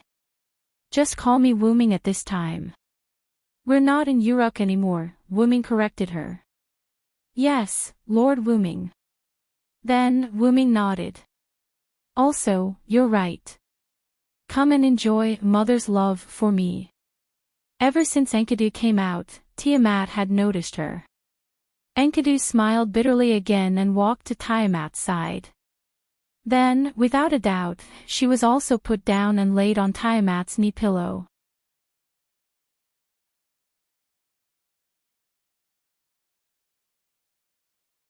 Chapter 1039. The current Enkidu was Enkidu after fusing with Kingu, so Enkidu could be considered Tiamat's son. That was why Wuming wanted to let Enkidu enjoy this motherly love on his behalf. However, why do I have to continue resting on my knees? Wuming tilted his head and body as if he was resting on a pillow. There's no other way, Lord Wuming. It's probably because you're also mother's son. Enkidu, who was also leaning on his knees, was facing Wuming with a smile of schadenfreude on his face. Indeed, Hyunryong's rumors mentioned that Hyunryong was Tiamat's son, and that Yulitim and the other magical beasts called Wuming Ramu. The connection must have been made. However, Wuming was not Tiamat's son. Even if it was fabricated, it should not affect Tiamat. Why would she really treat Wuming as her son? Although this knee pillow is quite comfortable, I still have things to do. After all, Wuming was going to find Gidia to solve everything. What was the point of resting on her knees? Tiamat seemed to have heard Wuming's words. She muttered and stroked Wuming's cheek. Child. My child. Then, Tiamat moved Wuming's head away from her knee pillow. Wuming took the opportunity to sit up and look deeply at Tiamat. He did not expect Tiamat to be so understanding. It seemed that she was still thinking about her child. How about I raise her as a stepmother? Wuming had this idea. Hearing those words, Tiamat's starry eyes involuntarily lit up. She appeared to be very happy. Lord Wuming, mother is probably happy that you've acknowledged her as your mother. Enkidu understood Tiamat. She could tell that Tiamat was very happy. As she spoke, Enkidu tried to sit up. However, Tiamat pressed down on Enkidu's head and stroked it. Wuming smiled helplessly. It was not a big deal to have a mother out of nowhere. It was better to have a long-term plan. However, Wuming did not directly reject this idea. Let's not talk about my matters for now. I'll have to trouble you to stay here and enjoy the motherly love for me. Similarly, Wuming also stroked Enkidu's head. Then I'll have Kalas follow you. If you don't bring me along, I'll be worried. Enkidu's face was slightly red, but she was very serious. I'll always be with Master. Kalas on Wuming's head made her presence felt. My backup machine is also close to perfection. I can guard the great source on my own. Then, Wuming turned his head and looked into the void. In the next second, little Wuming number one's backup machine suddenly appeared out of thin air. Then, the backup machine steadily walked to Wuming's side and laid down on the platform. Once an external entity attempted to enter or attack the Great Source, Wuming's backup machine would be able to defend against it. Using an analogy, the Great Source was the home, and Wuming's backup machine was the AI butler. After Wuming activated the backup machine, his body suddenly transformed into a gigantic Great Source dragon. Then, I'll be leaving. In the next second, the dragon flew to the side, and disappeared as if it had fallen into an illusion. Go early. Come back early. Tiamat waved her hand stutteringly at the direction where Wuming disappeared, looking very much like a mother sending her son off. Looking at Tiamat like this, Enkidu was a little jealous. You love your child so much, why did you abandon Kingu? Enkidu and Kingu fused at the Mesopotamia singularity. Tiamat's abandonment of Kingu was naturally engraved in Enkidu's mind. No, Tiamat stuttered as she explained. Enkidu's eyes lit up when he realized that there might be something behind the scenes. He quietly listened to Tiamat. Tiamat also stuttered as she explained. However, because of her stuttering, it would probably take a while. Between the worlds. In a large world filled with scenes of the universe, huge transparent spheres floated there one after another, like stars in the universe. These huge spheres were worlds. At some point, a huge white figure suddenly appeared. It was Wuming in his dragon form. No matter how many times I come, this scene always amazes me. Wuming's huge dragon eyes flashed with the light of the universe. Worlds existed in this way, and Wuming was very interested in this phenomenon. Let's take a good look around. After all, traveling between worlds was a wonderful thing. Following this, Wuming flew in a certain direction. Wuming had gone to find Gidia last time, so he naturally remembered the route. However, even if he did not remember, Wuming could still find Gidia by relying on the attraction of their origin powers. Not only had Gidia become stronger, but so had Wuming. In other words, as long as he stayed in the Great Origin, Wuming would continue to grow stronger. In addition, Wuming's body had experienced many years in the box world, and the passage of time had become the best catalyst for Wuming to become stronger. However, the origin dragon before and after reaching adulthood were two different existences. The difference was like the difference between an ant and a dragon. As an existence who was only one step away from becoming an adult origin dragon, Wuming could sense this. In fact, it was best for Wuming to wait until he reached adulthood before finding and killing Gidia. That was the safest way. However, time waited for no one. Who knew if Gidia had comprehended something from the Black Origin Mud, or if he had analyzed the power of the Black Origin Mud? And most importantly, Gidia must have had something to do when he burned the human essences, and Wuming had to stop him. Now, it was too late for Wuming to figure out how to cross that step and reach adulthood. As mentioned before, the adulthood of the origin dragon wasn't something that could be achieved with time alone. As for how to do it, Wuming didn't know, so Wuming needed time to figure it out. For example, Wuming was like a prince who had been stranded in the world. He relied on his own efforts to return to his country, but after finding the palace with great difficulty, he wanted to find the royal family to learn how to become stronger, only to find that the royal family was all dead, and there was no way to find anyone to learn how to become stronger. However, if Wuming could stay in the palace for a while longer, he might be able to find a way to become stronger. But this required time, and Wuming didn't have time. I'm already very strong now. Even if Gidia completely grasps the secret of the Black Origin Mud, he can only tie with me at best. This was Wuming's worst-case scenario. Wuming had experienced a lot since the last time he fought Gidia.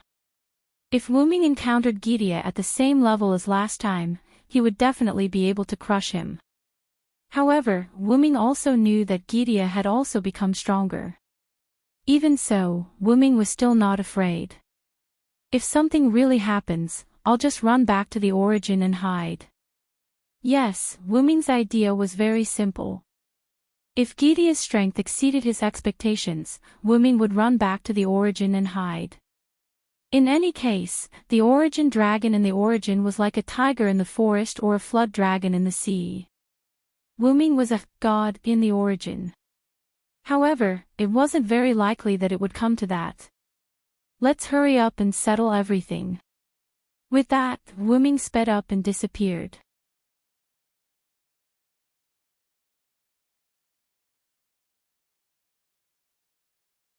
Chapter 1040. Between the worlds, in a certain place filled with the scenery of the universe, there was a small independent world that had separated itself from the original world. At a closer look, it seemed to be a group of open-air platforms of various shapes and colors.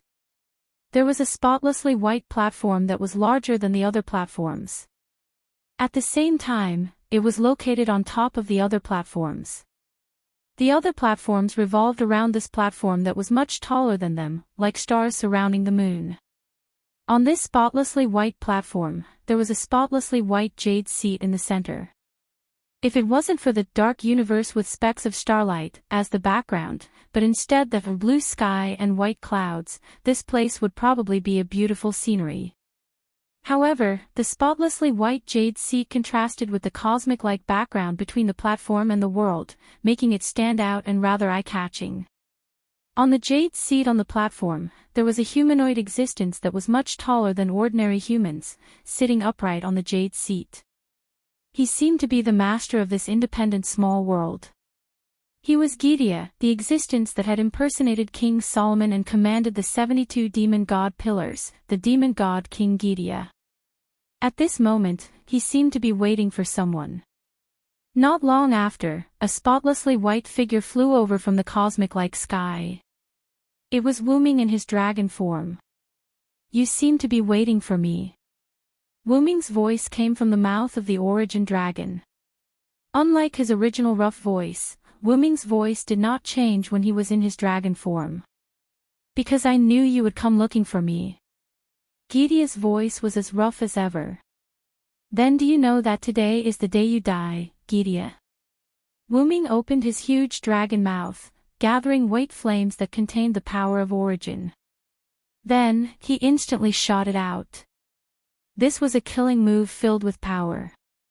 Rumble. The sound of something huge moving was heard. Countless vines appeared out of nowhere, forming a net that blocked Wuming's flames of origin. The net could not withstand the burning of the fire of origin.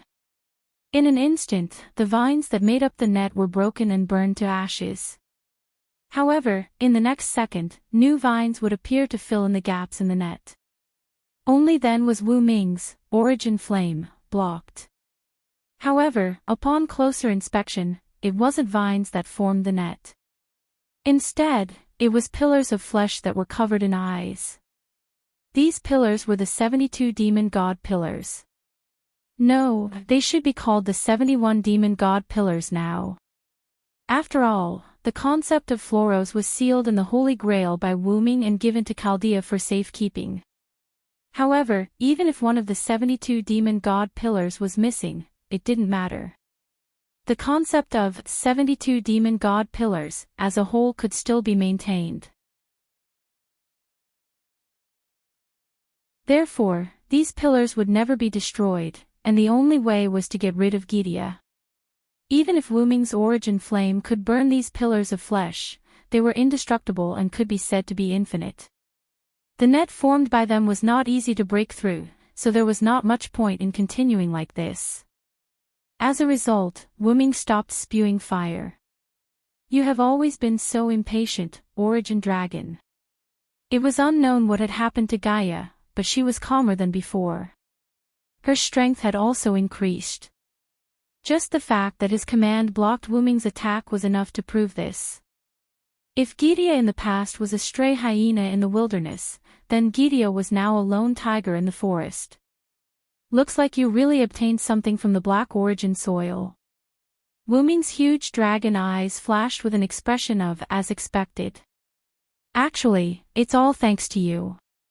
Gideon was still sitting on his jade throne, looking rather calm. I originally wanted to detonate all the Black Origin soil I summoned to blow you to smithereens. But I didn't expect the power to affect me as well. Sure enough, Gideon was the same as Wuming at that time, heavily injured by the Black Origin soil.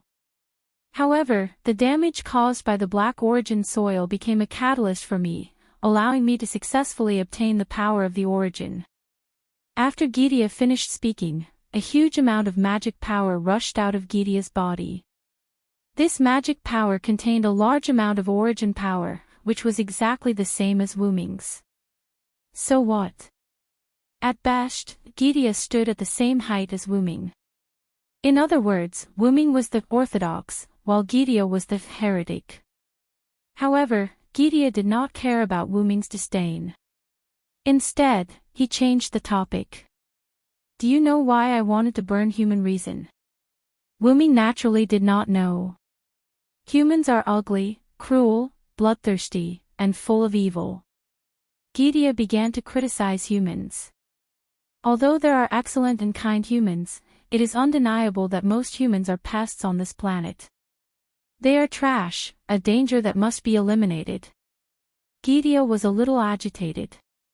He even stood up and spread his hands. I want to destroy humans, destroy human history, destroy the proof and records of human existence, and destroy these existences that make me feel disgusted. If that was the case, it was obvious that Gideon had done it. Human history had been burned. If it was not for the influence of Chaldea's magnetic field, humans would have gone extinct. However, this planet will give birth to humans again no matter what. This was something that could not be violated. This was something that would inevitably happen. At most, the next batch of humans and this batch of humans would have some differences, but they would be the same in essence. They would be ugly, cruel, and bloodthirsty. Therefore, I want to use the entire human history that I have burned as fuel to help me return to the past, reshape the species that ruled this planet, and change everything from the root. This was the truth of the burning of human reason. Wuming snorted at this. Are you trying to say that you're great? Wuming had encountered quite a few of these self-righteous fellows. Shiro Amakusa, Shurjin, was one of them. They only thought that humans needed to be saved and changed, so they began to act.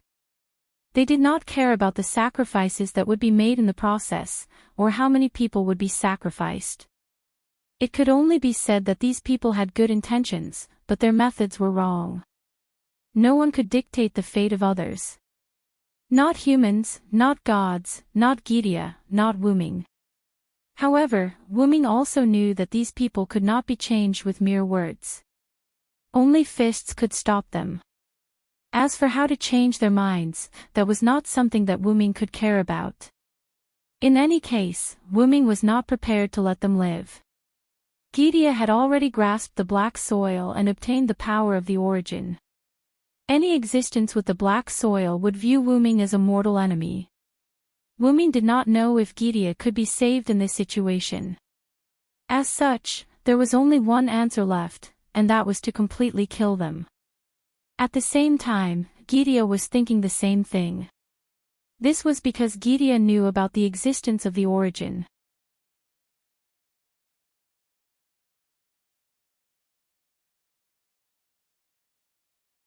Chapter 1041. Gideon was powerless to change all of this, which was why he wanted to burn human principles and use the energy obtained from burning human principles as a driving force to help Gideon return to the past and reshape humanity from its roots. Unexpectedly, Gideon obtained the Black Origin soil and also unexpectedly grasped the power of Origin. If he could control the Origin, it would be much more reliable than going back to the past to change humanity from its roots. In addition, the existence of the Black Origin soil would have an indelible hostility towards Wuming, so Gideon could take advantage of the situation to get rid of Wuming and replace him to take control of the Origin. And Gideon also had the same idea. Therefore, after Gaia had obtained the power of origin, it did not allow the mantras to recover. Gaia still retained the energy of the mantras after being burnt, because it wanted to use it as a weapon to destroy Wu Ming's weapon. Ha ha ha ha, great. That's my duty. I'm not great. Gaia laughed. I am the product of the collective consciousness of the 72 demon god pillars. I am the evil of humanity standing on the opposite side of humanity. I am the number one beast I who holds the principle of compassion. I am Gidia who burns human principles, demon god King Gidia. Behind Gidia's jade throne, the demon god pillars gradually wrapped around it. Countless demon god pillars first withered like dehydration, then intertwined like the roots of an old tree, and finally formed a huge sphere that slowly rose. In the middle of the sphere, a red light appeared. It was filled with a huge amount of magic power, and this magic power was accompanied by a lot of origin power. Seeing this, Wu Ming felt a little uneasy. My duty is to burn human principles and reshape humanity. Everything I do is for this planet, for the world. And you will also become my fuel to help me reach the origin and save all the worlds. Along with Gidia's bold words, the red light in the middle of the tree behind Gidia suddenly expanded, and a purple ray that was magnified several times erupted at Wu Ming. Shoo! The sound of light shuttling between worlds was extremely ear-piercing. This light contained the power of origin, enough to destroy Wu Ming, and completely enveloped Wu Ming. Not long after, the light gradually weakened until it dissipated. The huge tree ball also entered a charging standby state. The ray that penetrated Wu Ming and shot into the distance also exploded, causing the entire world to shake. Many worlds were affected.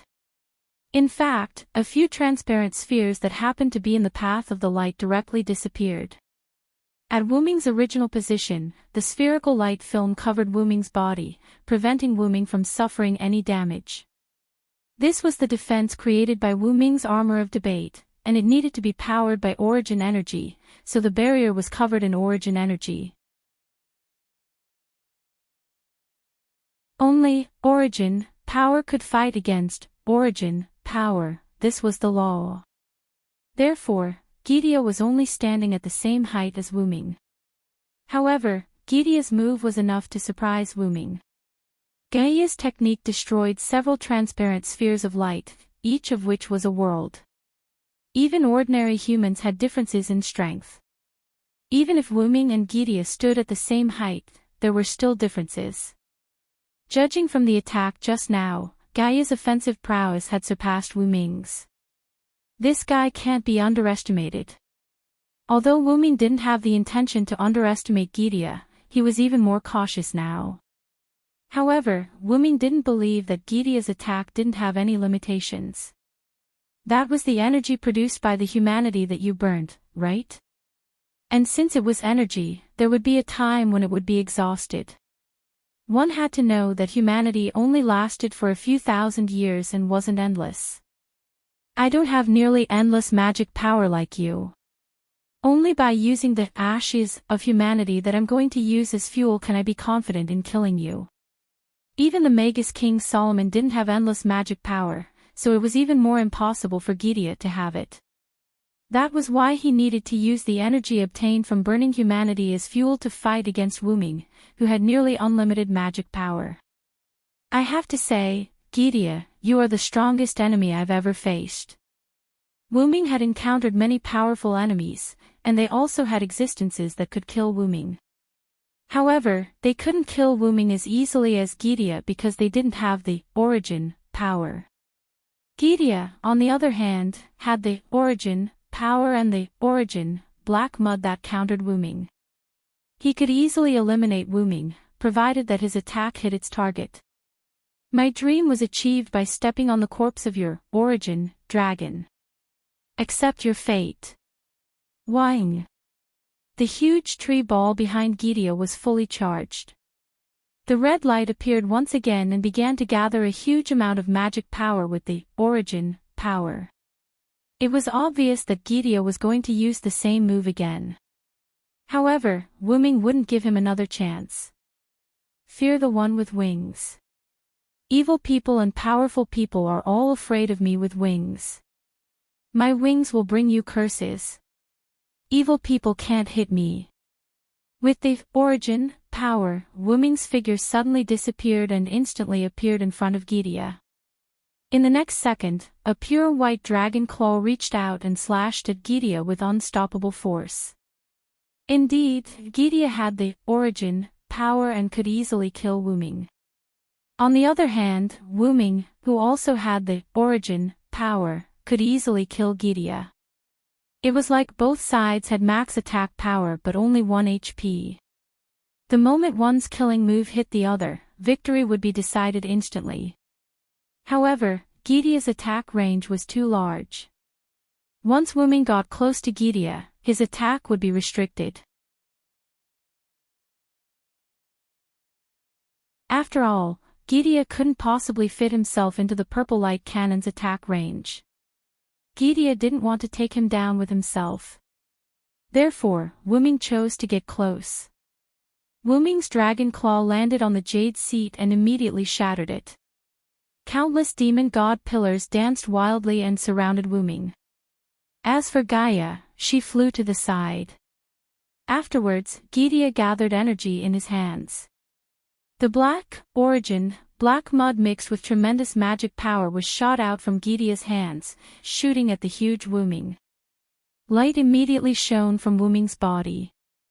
The huge dragon disappeared, replaced by Wuming's human form with the blade of salvation in hand. Wuming easily dodged Gidia's attack. Using the light produced by the dragon transformation as a cover, he continued to use the power of the phoenix to charge at Gidia. Swish! Gidia dodged in advance and slashed with the blade of salvation, only cutting off a corner of the burning branch above Gidia's head.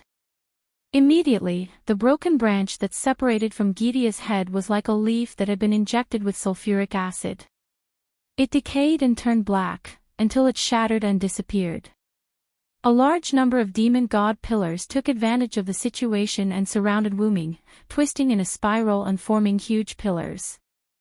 And Wuming was entangled in these twisting huge pillars. However, in the next second, sword light suddenly appeared and the huge pillar was directly cut in the middle. Wuming's figure turned into a streak of light and reappeared in front of Gidia. Afterwards, before Gidia could react, he raised his blade. Paw!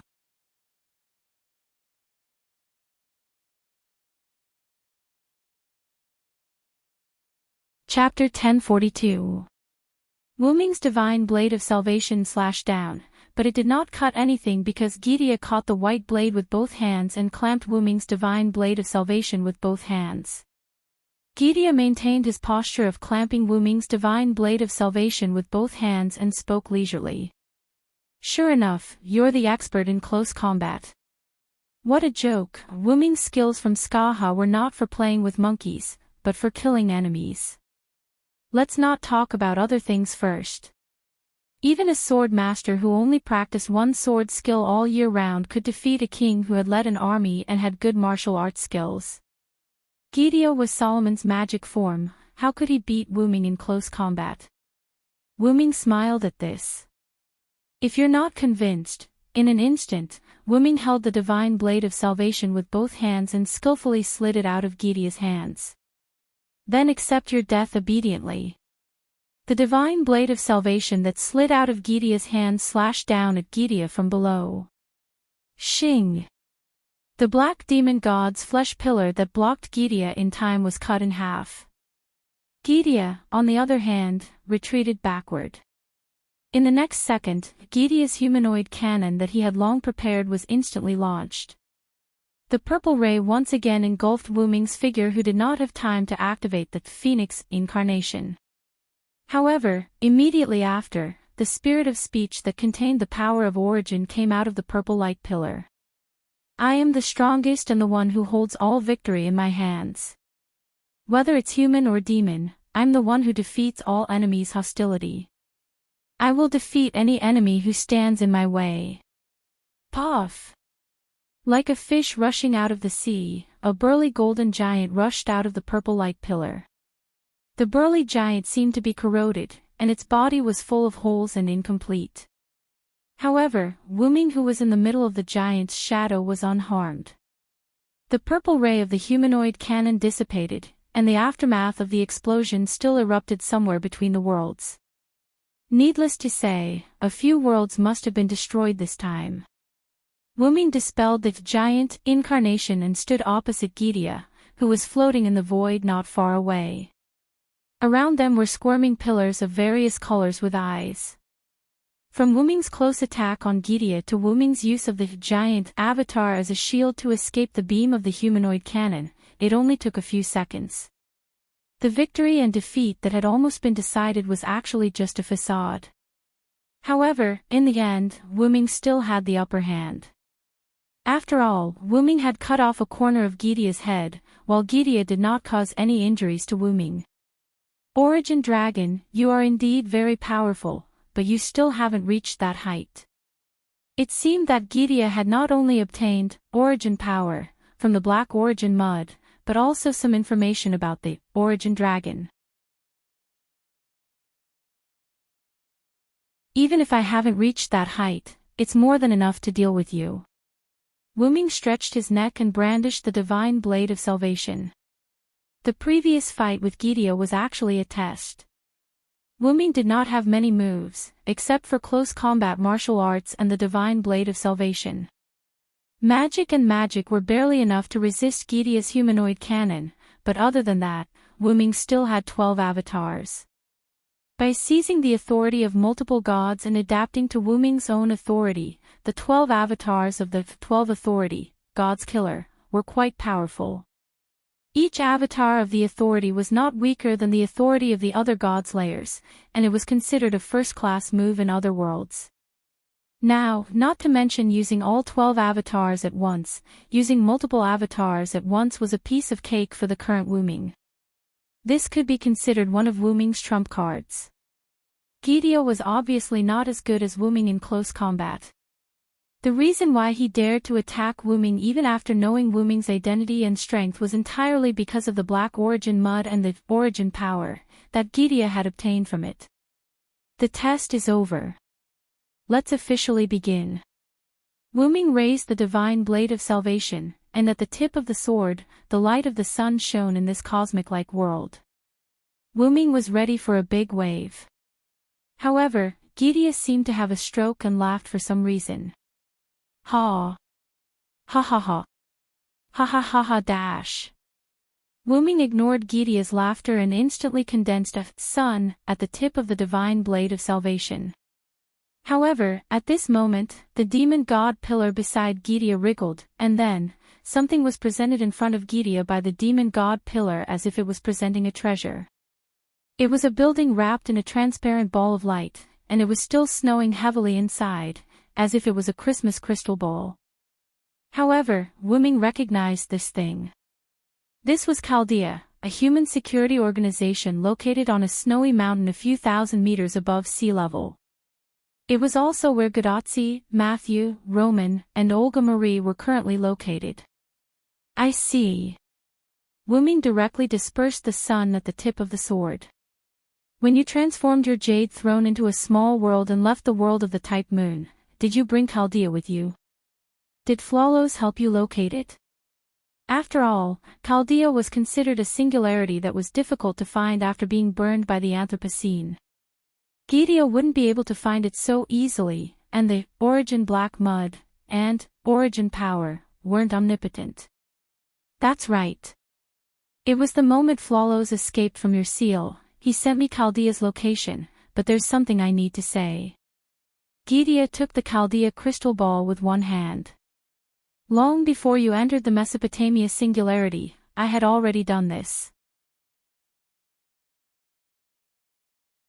In other words, whether it was Gadotsi and Wuming smoothly arriving in Mesopotamia or successfully solving the problem of the Mesopotamia singularity, it was all under Gidia's control. So, it seemed that the reason why Chaldea was able to reverse locate Gidia's lair was actually because of Gidia's instructions. At this moment, Wuming couldn't help but frown. Gideon taking this out now not only meant that he had been going easy on Wuming, but in a sense, he was also threatening Wuming. Because Gideon saw Wuming's concern. You really cherish these worlds. That's right, Wuming cherished the worlds between the worlds, or rather, he didn't want them to be hurt. The reason why Wuming fought in close combat and didn't give Gideon a chance to fire the light cannon was entirely because Wuming was afraid that Gideon's light cannon would affect other worlds. Wuming knew many people in many worlds, including many friends and family members. After Wuming saw that Gideon's humanoid cannon had the ability to destroy worlds, Wuming chose to fight in close combat with Gideon. Because Wuming didn't want these worlds to be destroyed, he didn't want his friends and family to be in danger. Moreover, although Wuming wasn't overly compassionate, and in a sense, Wuming was an evil person, even he didn't want to see the worlds with living creatures destroyed by Gideon's humanoid cannon.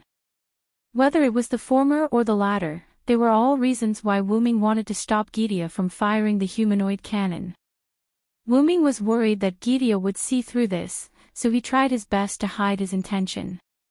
He made the first move before Gideon fired the second humanoid cannon, which could be considered as an act of striking first to gain the upper hand. However, who would have thought that Wuming's intention would be seen through by Gideon?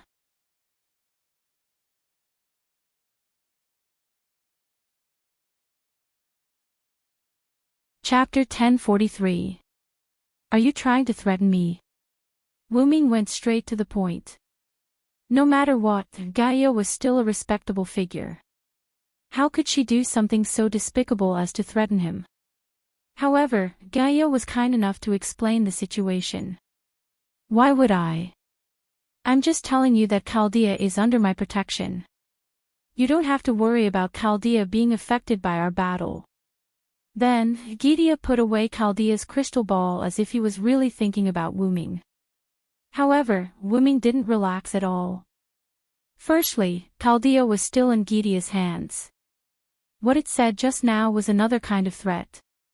Secondly, other than the worlds that Wuming was unfamiliar with, there were many worlds that Wuming cared about that were still in between. In other words, once Gideon's artificial cannon was activated, there was a chance that it would affect those worlds. And Gideon said this because he wanted to get information from Wuming. In short, Gideon's artificial cannon had to be stopped. Otherwise, he would have to take it all on and not let the aftermath of the artificial cannon affect those worlds. All evildoers, be afraid of my power. I am the strongest, and I hold all victory in my hands. I will deny the sky, deny the earth. Make a pact with me, listen to my call, and obey my command.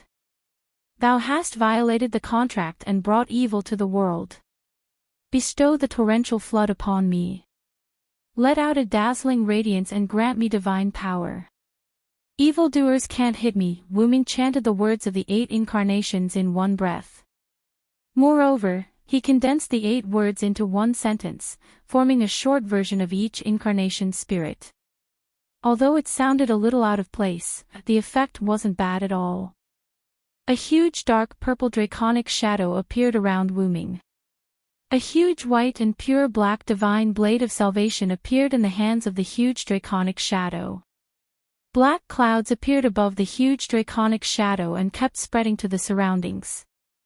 In this cosmic-like place, there was a storm, lightning, and thunder, and the seawater had already surrounded the entire Temple of Time. This is a new world. Gideon was surprised.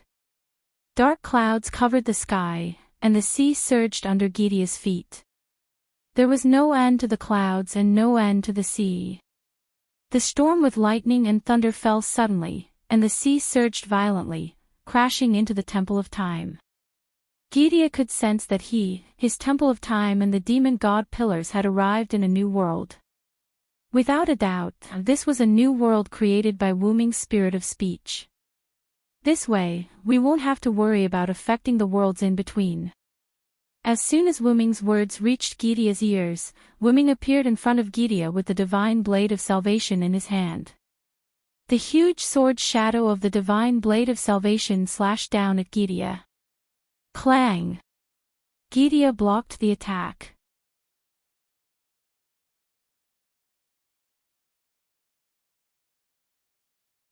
In other words, the clone could still use the 12 powers. Wuming had also given the Divine Blade of Salvation to the clone. The Divine Blade of Salvation, which couldn't be duplicated, could be considered as a cover for the clone. The Thunder God clone, the Storm clone, the Storm clone, and the Flood clone, combined with the power of the root, formed a simple and crude world. After that, Wuming used the Phoenix to escape from this world. At the same time, he had the clone use the Phoenix clone to ambush Gydia. Even Gydia wouldn't be able to tell that it was a clone that was fighting it. The reason Wuming didn't fight Gydia was mainly because it wasn't easy. Gydia not only hijacked Chaldea, but its artificial cannons can also destroy the worlds between the worlds at any time and anywhere. Victory or defeat aside, there would be heavy casualties in the end. That was why Wuming had his doppelganger fight Gaia for the time being, delaying as much as possible. That was why his doppelganger and Gaia had talked about the ring. Unfortunately, Gaia did not give the clones a chance to chat. After chatting for a while, she once again launched a sneak attack on Silence clones with the human logic cannon, and the battle began again. As for why Wuming wanted to return to the root, it was naturally to solve the current situation that was getting worse. You're tuning in to the LoveLore Library YouTube channel. We're so grateful for your support, and don't forget to subscribe to join us on this incredible journey through captivating stories. Your generosity through donations truly makes a world of difference, as it's the primary source of revenue that allows me to expand and enhance this channel for you. Thank you from the bottom of my heart for being a part of this adventure.